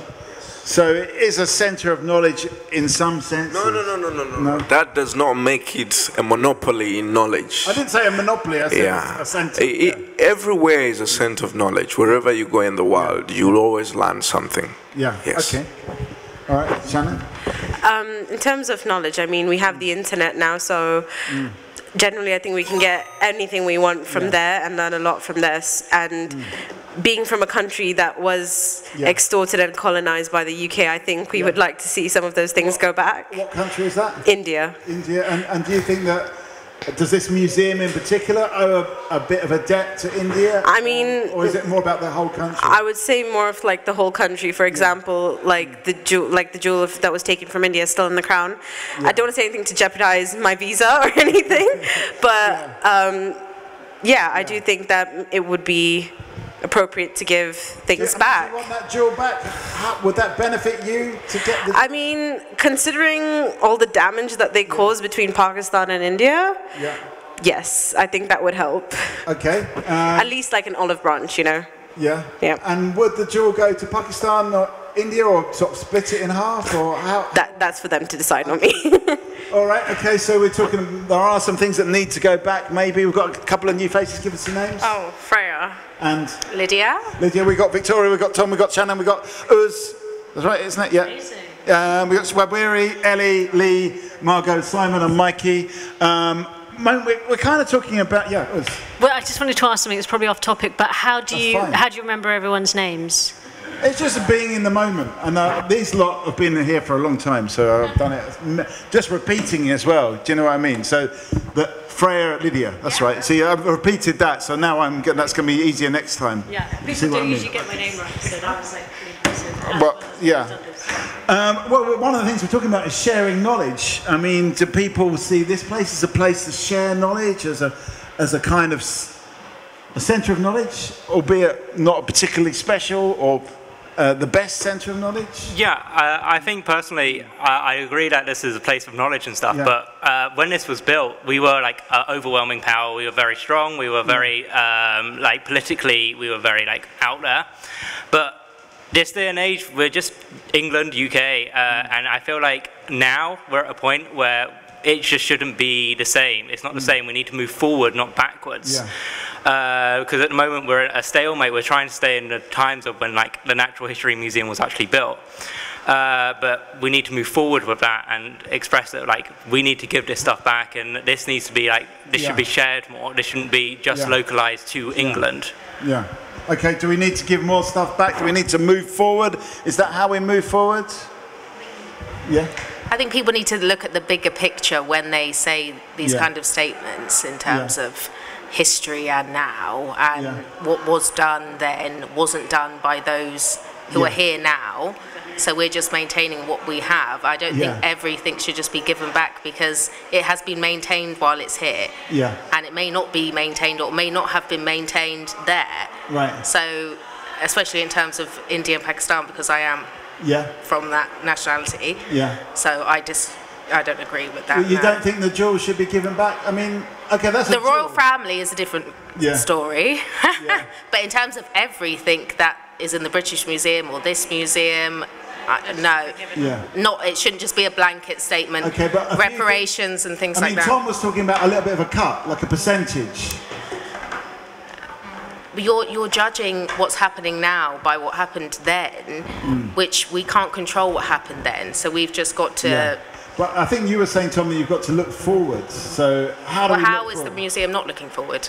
I don't think the museum is stagnant, personally. Okay. You were going to say something, Freya? Oh, I was not going to say anything. I don't do crowd speeches. Okay. I'll start cussing people now. Well, let's get some. I mean, what? Okay. What do other people think about this? Victoria? Expanding on the, you need to look at it all in together. If there isn't somewhere for fossils and things to go, where then the idea about the Chinese artifact, if it's just going to be transported to be left in a box somewhere, we're risking damaging priceless artifacts with untold history to them. If there is somewhere for them to go to be safe, and maybe another museum, absolutely they should go on display there. It's go to the respective country. But if it's just just send it back to a country to be in a warehouse, well, isn't it better for it to get shared here or in another museum until such a time it can be displayed in a country of origin? Okay, we've got a couple of new faces, so at the moment we're kind of talking. What's that? I said you're segregating the world too much. You have to understand that history is a global thing, so this was part of our history. The artifacts have been stolen. Let me get a final thought from all three of you. Final thought. Well, I really like Talkaoke. I want more of this, and you're brilliant. Okay, thank you. So see you again. Well, there's plenty more going on. Give us a final thought. I think it still should be split by a money to value of like 20% maybe to every country. Give 20% back, okay? I still don't think it's theirs, and they should give it back to its rightful countries, and it should be the country that decides what they do with it, because at the end of the day, it's from there. Okay, so let the country... I do understand your point, but again, that's just my opinion. I think it belongs to the country. Should go back. Just Britain that caused the divide of India and Pakistan. Okay, well that's another... We can go down that road that we can talk about... Okay, so it's up to you. The whole point of Talkaoke is up to you as a collective to decide where you want to go on this conversation. We've got a few new people. Even the Cairo Museum, the museum in Cairo, half my family are Egyptian. Many artifacts were stolen from the pyramids, were stolen from the entire Luxor, all over the place, destroyed and stolen and never seen again. This is not just by Britain. Okay, the ones that Britain took majority we can actually still see and have access to. So you have to think of things like that as well, you know? Is Britain kind of doing... I mean, you have to think about what's right, yes, or what's for the greater good. You know what I'm saying? Is it for the greater good? That's what we're talking about now. We're talking. Hang on a sec, Lydia. Let me find out what other people think. So, what do people think about this? Just want to respond to her before she goes. No, I think it's very problematic for you to say that just because something was taken and people don't have where to store it, it shouldn't be there. I think some of these things really matter to these people, you know. And it's an example. They're artifacts, they're ornaments. People treasure these things, you know. So you can't say that, okay, these people don't have where to store them, so they should be in the British Museum. It is another way of violating people's belief systems, you know. Some of these things... Sorry? Hang on, let me... They have somewhere that they stored the artifacts if they had this belief? Would they if they had the belief system, would they have a museum? A museum is just a building, you know. But beyond just a building, anything can be anywhere. Wherever it is an extension of where it is. We bring all these things to have them here just to learn about them. It doesn't mean that when we take them away from wherever they are, they don't matter where they're supposed to do. Because we want to extend knowledge, we are collecting and taking away things from where they're supposed to be. So our extension of knowledge is at the detriment of some communities that really feel attached to some of these things. Have to be that? Okay, I want to spread this out to some other people. What do you think about that? Being in London Zoo, would you say hang on a sec, Lydia. Let's spread this out to other people. Come forward, because it looks like there's a spare seat. Yeah. Thanks. I think, you know, when you say I need to take this away because they don't have a way to store it, it's kind of like a very supremacist view, right? Like you're kind of saying they don't know how to look after it, so we have to take it and protect it, right? So I think there's like a white supremacist element in that. It's a little bit kind of supremacist to say they don't know how to... They're like people who don't know how to look after it, how to protect it, so we have to take it away from them so we can protect it. You can say for them, but it's not really for them, right? Because like, I think basically it is theft, essentially. Even though you are trying to reason the theft as like a good thing, but I think it's still a theft. It's a historical theft, though, and those people, as Lydia said, are not around anymore. So what happens then? What do you mean, what happens then? I mean, because... So you're saying that the people to give it back to are gone, so who are we giving it back to? Exactly. Hang on, one at a time, please. What's your name, sorry? Alice. Alice, and what's your point, Alice? No, that if you're trying to give it back to someone, but who is it that you're giving it back to if that culture is gone, or that person is gone, or those peoples are gone? Okay. Who are you giving it back to? Of the museum. Okay, one at a time, please.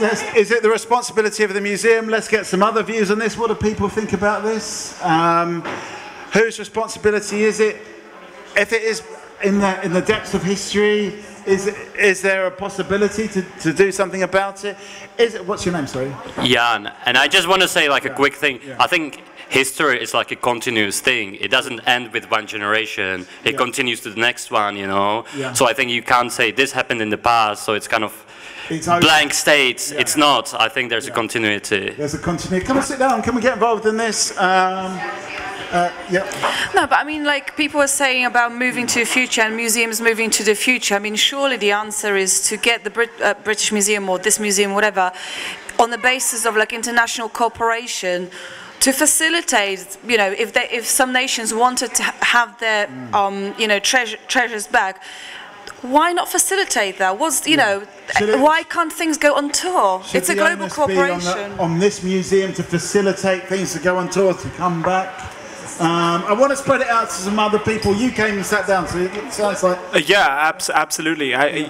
Just because it's been 100 200, 500 years. You can't just say it's not my problem, you know, like, I mean, the coronation's coming up, like, look at like what the Queen's crown holds. It holds a jewel that was pillaged from another country, like, there's no kind of like collective consensus in this country that that's problematic. It's just celebrated. There's money, taxpayers' money going towards the charade of like, you know, putting that on, you know, like on television and like giving a public holiday around, like, you know, showcasing this like essentially stolen.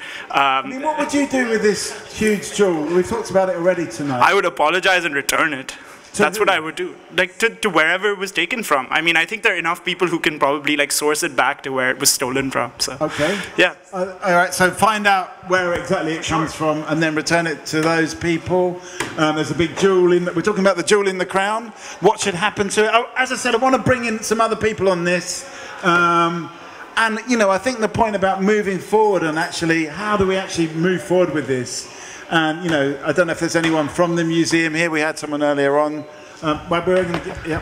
You know, these are cultures, these are histories, you know. And I like what he said. History does not stop here. You know, when you say you're taking something and you want to monopolize history, you want to monopolize culture, it's steeped in the idea of superiority. That I want to own the knowledge, I want to take it to my institutions, and the only people who have access to this knowledge, and actually, you actually don't know, but this knowledge is actually appropriated. The messaging is not the right message. So people are actually having to grow up seeing these things, and it breeds an idea of entitlement. I'm entitled to this thing because I grew up seeing it in the museum, in the British Museum. So young people in the UK are growing up with this history. And anything that, you know, these things are not yours, they don't want to believe because they grow up knowing these are our things, you know, wherever they came from, we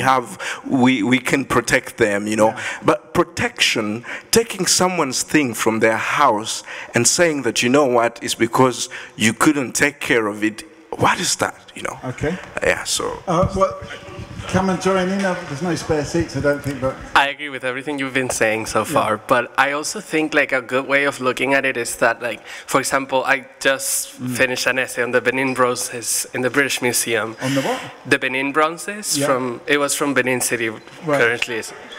And they, it's like, so I'm Venezuelan and I can't imagine having all of my art and history somewhere else that I can't access. It's almost like taking the Mona Lisa away from Europe and you as a French or Italian not being able to access that because people in the global south have to get a visa to come here to this country to see their own history. And I think a lot of British people or Europeans don't see that, don't realize that it's you are like taking something integral to their culture away from them. Okay. It would cease to be a part of your identity and your cultural identity if you take it away and have no access to it because you don't have it as a reference point anymore. You see the Mona Lisa, it's a reference point for maybe you saw it at some point of your life and you can then relate it to your life and your history and your growing up. But if that's taken away, it ceases to be a part of it. Okay, so we're talking about the Mona Lisa for some reason, but I guess it's a very, everyone knows the Mona Lisa, I hope, around here, so it's part of a thing that we can easily understand. What if the Mona Lisa was taken, let's say, to Venezuela because they could look after it better? Would that be a similar thing? Are people being removed from their culture, from their heritage, from their identity, as Alice was saying? I mean, let's get some other views as well. Anyone got a view on this? So, not specifically about like, we should give things back to the countries of origin. They should go to places, and they should still be accessible though to the people in that country.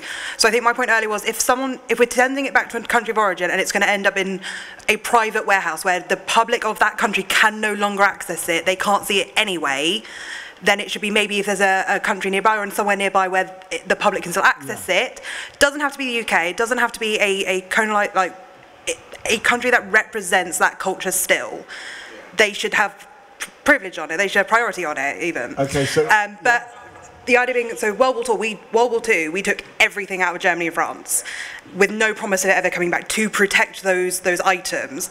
So what do we do where we're in countries where we are currently holding on to things where if we were to send it back to country of origin, we are sending it to be somewhere it could be destroyed? Do we hold it into the meantime, or do we send it somewhere else to be looked after so it's not us? Before you go. Come back. Like, sorry, I just want a final thought from you before you go. Sorry, Victoria. Sorry? I'm not good at that, unfortunately. I've had a few. You don't have to do your final thought in a haiku. I don't know. I think what you said was really on point. I don't know how many people here have actually had to apply for visas to visit this country. It's a pretty stressful, exhausting, expensive process. And yeah, I mean, I think that's something that doesn't get acknowledged enough. There are like certain mobility privileges that people enjoy that allow them access to art and culture and historical artifact that I think a lot of people would just take for granted. I've had to apply to visas to go to pretty much every country. Is that kind of colonialism, modern day colonialism? 100%. I mean, like, you know, I'm Pakistani.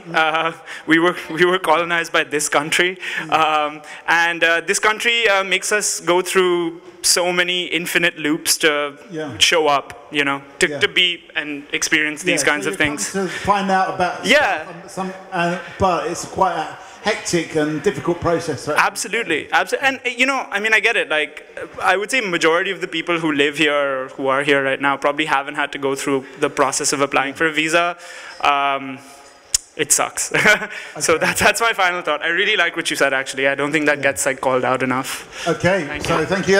Okay, so where do we go from here? Do we want to move on to the whole question of visas, getting to this country? What is that, a modern day colonialism? The question I have, obviously, with the coronation tomorrow, right? So it's what's people's opinions on, firstly, all the crown jewels that are going to be on show, all the pomp and ceremony, all the guards' outfits, all crowns and everything. They are, a lot of it, the jewels are stolen, right? So how do people feel when we see all that on the TV, everybody's cheering for it? And then also the other side to it is obviously the Commonwealth. So Charles will be the head of the Commonwealth now. Plenty of countries have left the Commonwealth.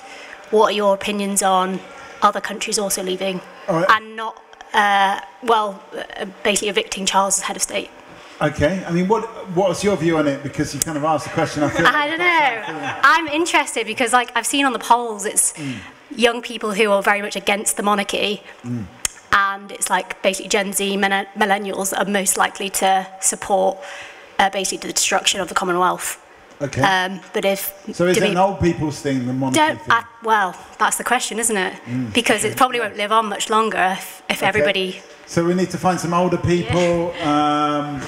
What do you support the monarchy? Monarchists. Are they monarchists? Where do we want to go with this? I mean, I mean, a lot of people have mentioned this big jewel. Like, I don't know what it's actually called or what sort of. What's that? Diamond, isn't it the Cullinan diamond at the top of it? I don't know. I mean, tell me. I think so, but I don't know. I'm not going to put my hands out to that. But, the thing that I was wondering just now is people were talking about access to art internationally, access to these things that have been curated and kind of stuck in one building here. Is there a logistical way that we can circle these things around the world so that different people are able to see it? I liked your point about access to it. There's no point in something being shut down in a private space. It's good that people have access to go and engage with these artworks and engage with these incredible things, but how do we decolonize the access to it from this place to an international community? Is there a way that we could do that? I don't know how it works. I mean, there's a point over here, So I think if we have the funds to renew our roads every fucking year, we could also have the funds to maybe put people in place in the country where the art belongs, so and then protect it there. Yeah. If there's no facilities, actually spend some money on creating some facilities. No, some of these things actually had places where they were. You know, we took them away from their rightful places. You know, the conversation and the idea that, oh, you know, we might take them and then they are taken somewhere and then they're not accessible is counterproductive. Take them back where they are, where they were supposed to be. That's the most. Okay, pass it to your left. It's like, I really like the point you made. I feel like if you send things back to where they belong, people can't like bask in the ambience of like these great artifacts and learn about them. So I understand it's like really controversial for them to be situated in a building like this on display for everyone to see and take in. But if we send them back, that removes like the access, and people might just not learn about it. It might just get, I wouldn't say it would get lost in history, but I feel like there'll be less like access to these things for people to experience it. More money, because that was like the touring thing. I feel that's a good idea, but also kind of a logistical nightmare. I feel like that would criminals would be like, okay, like this thing is taking this route, we can hijack this vehicle and take this artifact, you know, and then it's lost forever, you know. With the stolen goods, I'm not against things going back. It's just like you have to think of the logistics of these things, you know. Okay, would it get restolen? That's the question. Yeah, it's like get restolen.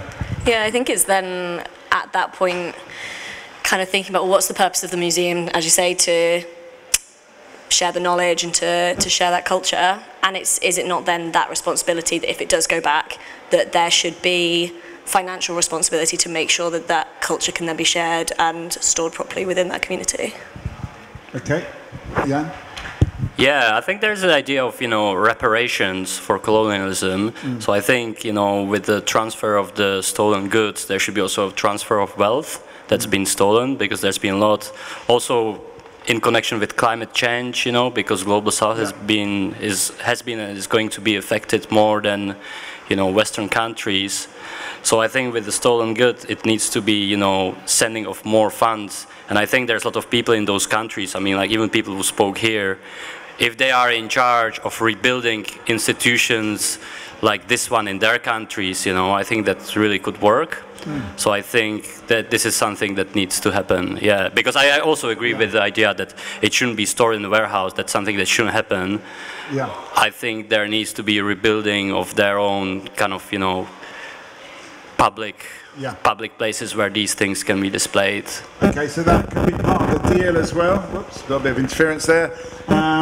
So where do we want to take this conversation? We're talking about this idea of actually a kind of injustice. You've also talked about a climate injustice as well a little bit. Yeah, like just tax the rich and fund it.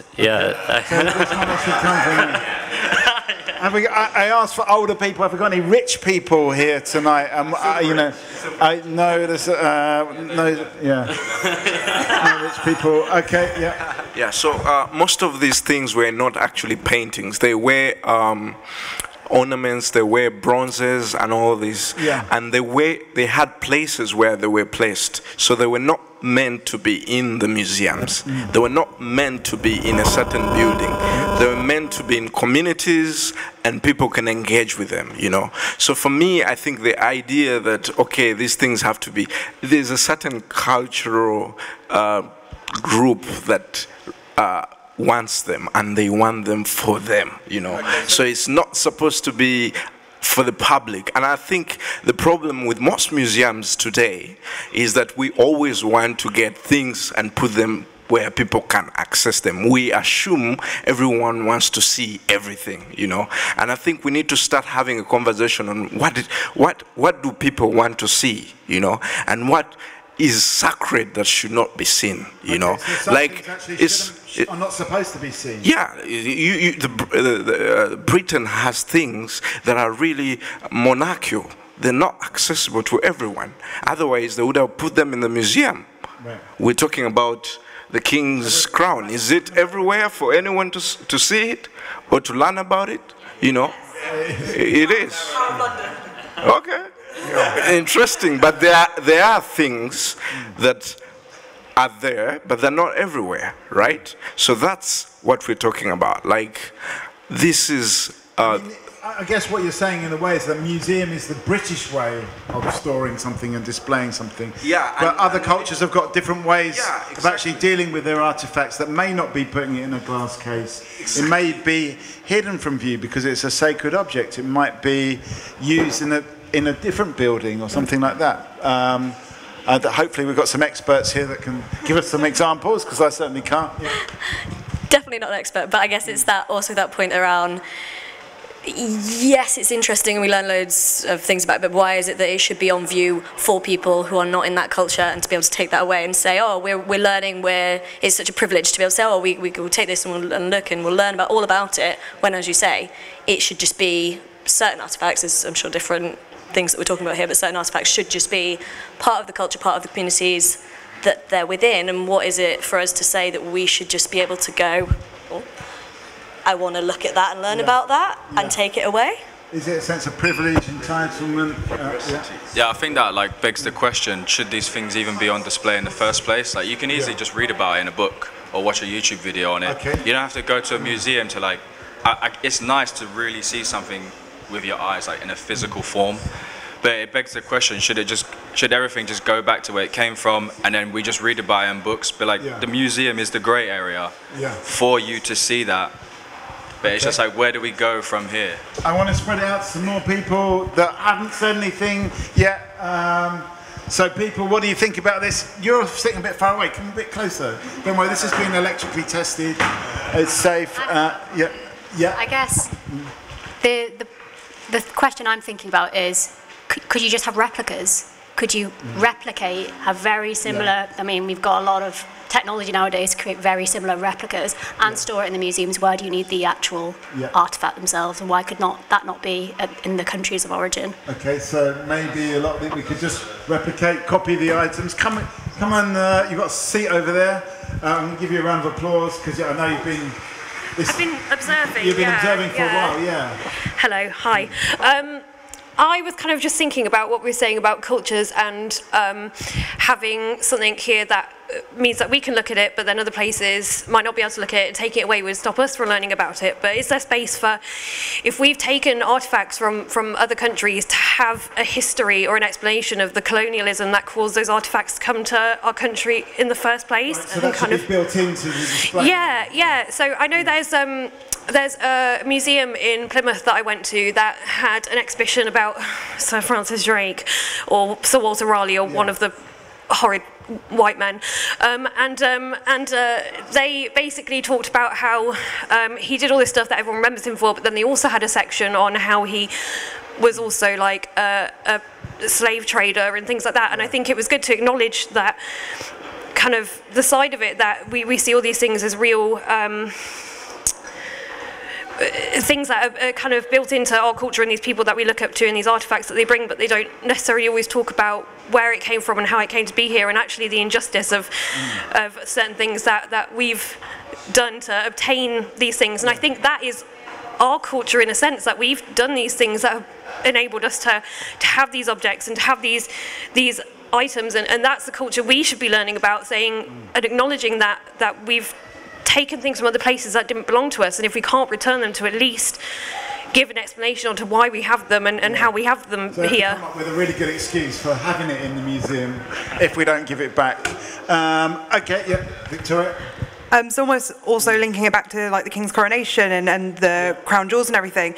There we have a sacred Scottish stone that's under the coronation chair that we gave back to Scotland because Scotland raised up a huge fuss about that they wanted it back because it was sacred to them to have it. We've only got it for literally 3 days for the coronation on the express promise, England, and we've only got it for like 3 days on the express promise that it will go back. Okay. Like, why can't we do that with other things? Acknowledge the fact they're parts of UK culture and history, but go, hey, can we borrow it for like this one thing that's relevant to this one ceremony and give it back to where it came from? Okay, so we could borrow stuff when we need it, maybe like the Scottish stone that the English had for some time. I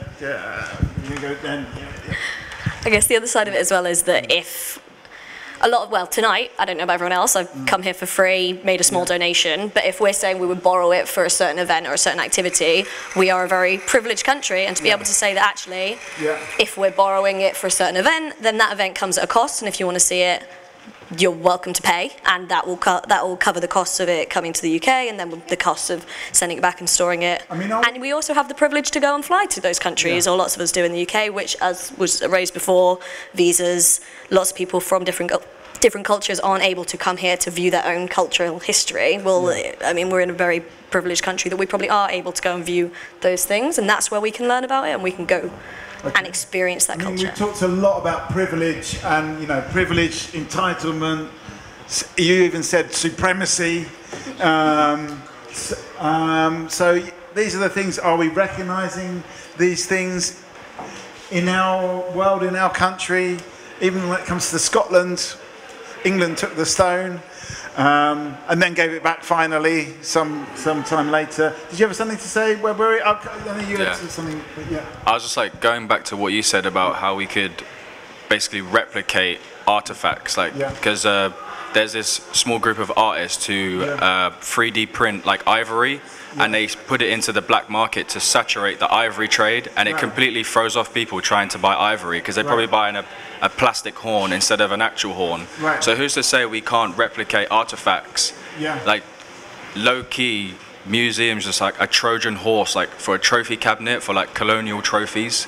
Who's to say we can't just replicate them and put them on display as like, oh, like here, there's loads of bones here that aren't real. They like replicate them and they put them on display, but you still take it in as, oh, that's a giant blue whale skeleton. You don't go, oh, it's a fake one, it don't count. Would we know if the blue whale was fake and all the dinosaurs? Would it matter? Maybe a suggestion would be that we should think about if these things are where they belong, maybe let's go there, as opposed to saying let them be in the British Museum and then let's go to Britain. You know, even the people that own these artifacts are forced to go through the dreadful process of having to acquire a visa just to be able to be at the British Museum. So you think it actually improve travel to other? Exactly. So if you are interested in, let's say, the bronze from wherever, the Benin bronze, right? Go to Benin, you know, learn about their cultures, you know, and maybe you could even learn more than what the British Museum is actually saying about the Benin bronzes or whatever, you know. So I think it's important to respect, but also understand that everything that is taken is actually culture, it's a history, it is a story, and we've robbed these people of that sense of feeling like they are attached to something, but you want to take it, you know. It's called cultural colonialism as well. You want to colonize even culture, even histories, even, you know. Do we live in a world of cultural colonialism? What do people think? So it sounds like the overarching theme of all of this is ethics and responsibility, and who should be responsible for making sure that those who have been stolen from are credited, for lack of a better word.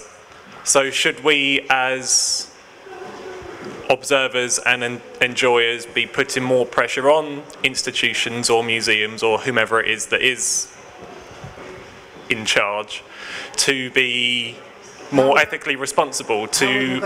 If we've got a load of Benin bronze, if that's what we were talking about, then should the government or the museum or whomever be contributing? So, you know, we make X amount of money and some of that's going to be sent to Benin to do whatever. I don't know, I'm not an expert, but should we, is it our responsibility to be putting that pressure on, or should museums be recognising that themselves? Okay, good question. I kind of feel like we might be coming to the end of this now, because we are coming on to 9:30. I'm getting some looks by people that, you know, maybe we need to wrap this up. So I would like to get a final thought from each and every one of you, even those who have not said anything yet. But you had a point out, and then we'll just probably get some final thoughts on this, I think. Oh, I've forgotten my point. Well, we were talking about, you said, is it about... Oh, yeah, it was kind of what we were saying earlier about how... There we go.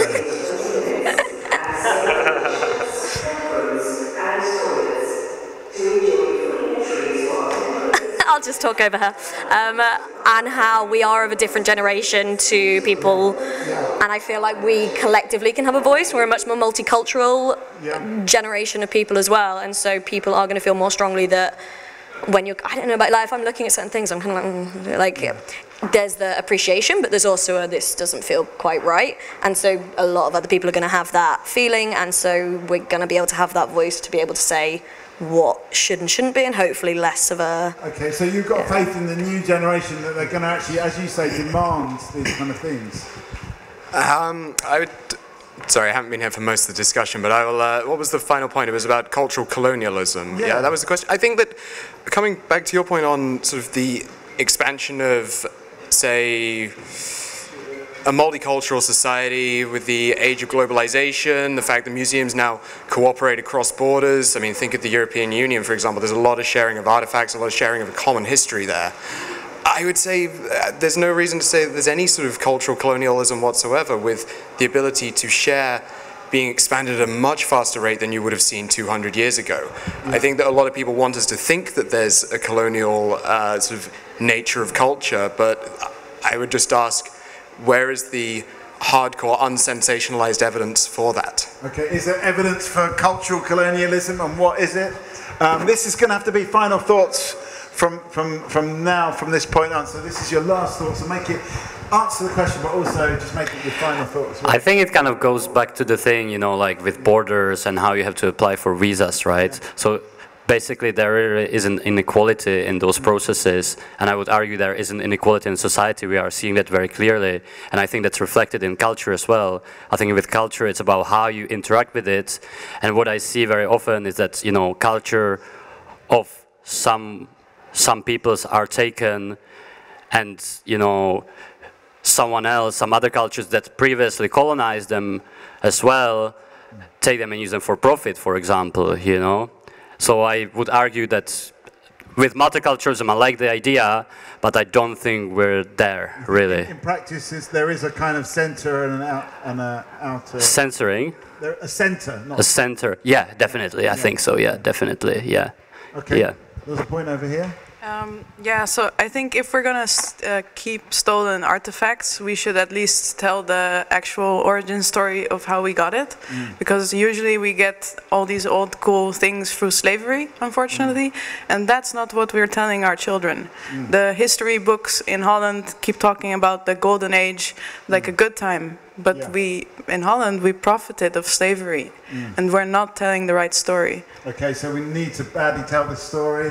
Okay, this is going to be final thoughts, so just saying, but everyone have a final thought. I guess in terms of, like, if you're looking for, like, the hardcore evidence, the unsensationalized evidence, this road, where we are right now, this foundation of major UK museums after the Great Exhibition 1851, all of this collection is built on an intensely colonial project. Like, that's the unsensation. Maybe just say, for those who don't know, what the Great Exhibition was. So the Great Exhibition was like basically like a colonial project that was showcasing, I guess, like British industry, a lot of which was like built on colonialism, and off the back of that, the foundation of most of the major museums, the ones on this road, the collections and museum sector is built on that. Like, it's fundamentally linked with colonialism, it's fundamentally linked with slavery. Like, all of the foundation of what is in these spaces and what's informed the people on the boards of them and informed the curatorial aspect of it, we're having to do the work to change that, because that is the foundation of the spaces that we're in. And that's like, that is the like hardcore evidence, like that's the conception. We're sitting in it. Okay, this is final thoughts. I'm going to get final thought from you, but I'm going to get final thought over here. I think when you can indoctrinate people to think a certain way, you have power over them. And museums are an extension of this. Every time people walk in and walk out, they're actually picking a lot, you know. And this is what people who seek to take power do. They create institutions and they put ideas into your mind, you know. So it's the same thing that the British Museum does, you know. They want to show you that we are a cultural capital, you know, with things that they are not. They give a wrong history about what they did and how they acquired these collections and all of that, you know. And young people here in the UK grew up knowing that, we are good, we have all this beautiful thing and all that, you know. But they don't know that actually whatever happened for these things to get into their museums, for them to actually have access to them, you know, has been at the detriment of some people who still clamor for them and don't even have access to this place, you know. Thank you. Thank you. Thank you. I would just come back to the point that you made, which was entirely factually correct. Yes, there was the foundation of these sorts of museums and this road and this city and this country and the West and a lot of other countries was built on colonial foundations and principles. But the key word there is was, and the question is there a cultural colonialism today? And the answer is, sure, we can visit those sort of bits of history where, yeah, sure, lots of bad things happen to gain artifacts. But you walk into this museum now, you walk into lots of museums, and there are signs everywhere talking about the colonial history of these cultural exhibitions. To say that there is a cultural colonialism going on today is manifestly incorrect. It is correct to say that there is a colonial past that we have to address and find peace with it, through whatever means you may want to do, but to say it is ongoing is factually wrong, in my view at the very least. Yeah. Thank you. Thank you. Any other final thoughts? Final thoughts, yeah. You say that it's not ongoing, but like from where I come from, a lot of things were stolen, India, and a lot of things are in this museum, and the Indian government has claimed for it back not too long ago, and the fact that the British government denies to give it back to us, very expensive things, are still causing tension between the two countries, so it is ongoing. Yeah. What about the culture? Do you think we are in a time of cultural colonialism, or is it simply about the history? I don't exactly know what that term means. Well, whatever cultural colonialism means, I don't know. I just came up with it. But I mean, is there a kind of, let's say, a domination of culture from places like Britain to the global south or other parts of the world? I mean, obviously there is like given the fact that we had a lot of British and West influence in the East and like South Asia, there's still a lot of cultural influence there, the language they speak, some of the food they eat, some of the clothes they wear, for example. So yeah, there is a lot of cultural influence there, for sure, but I don't really know how. Okay, so the jury's out on that one. Let's get some final thoughts. Other final thoughts? Final thought, yeah.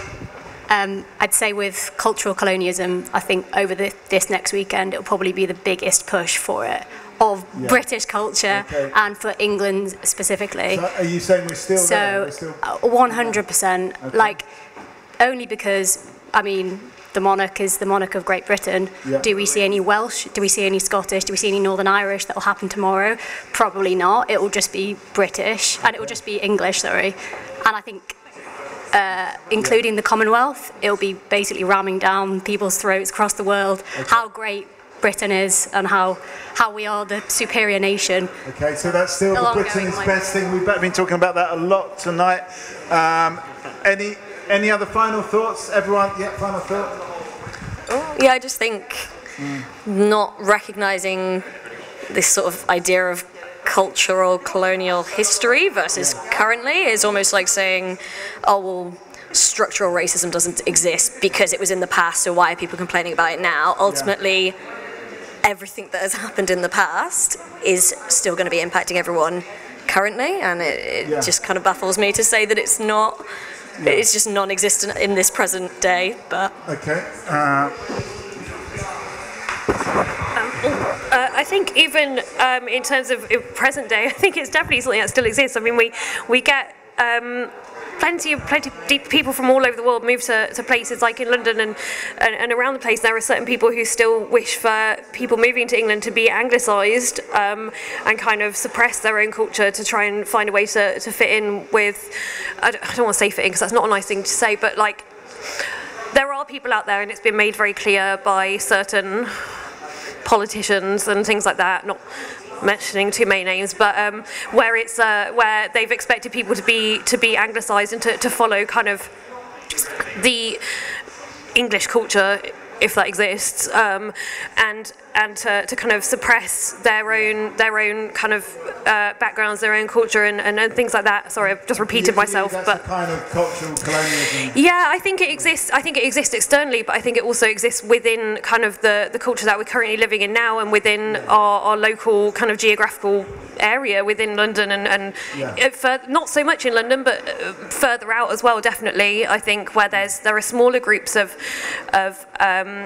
people who have moved from different countries anywhere in the world, where they're just expected, they're kind of ostracized for having that other culture, and and I think they're expected to be to be British essentially. So expectations of Britishness. Any other final thoughts on the Someone mentioned ages ago about trying to make a haiku as your final thoughts, so I've given it my best go. I couldn't quite remember how to make a haiku, so this is my best attempt. Culture surrounding, who owns the right to see art, listen, questioning. Let's have a round of applause for Alice. I think it works. No, definitely, it's definitely, that's definitely making a big effort for the final thought. That's a drop the mic moment. Are we going to end it there? Any other? You've had your final thought. So I think the important thing to take away from this is that you just have to remain critical. And I think you mentioned power earlier on, and I think power inherently starts at the bottom, whilst it very much feels top heavy. Right. Individually, we have a lot of power to make sure that we're being critical when we are in museums, we're asking questions, not just saying, oh, that's pretty, isn't it? And if we're with people, starting those conversations with those people and saying, you know, sure, it's pretty, but why is it here when clearly it doesn't belong here? And there's a lot of power in that inherently. So power, and it's not just the power to appreciate beautiful objects. Okay, any other final thoughts? Final thought, Liz, you've contributed a lot to this. Give us a final thought. I'll keep it short. Here's to people power. All right. All right. Are we going to end it there? And haiku power as well. Let's not forget the haiku power. Any other final thoughts? Got one? Fuck the monarch. Okay, we can leave it. My final thought is just thanks to everyone. We will be back. Thanks for joining. It's been a beautiful evening, and I've really enjoyed it. So hopefully we'll see you again. Just check out the People Speak if you want more of this.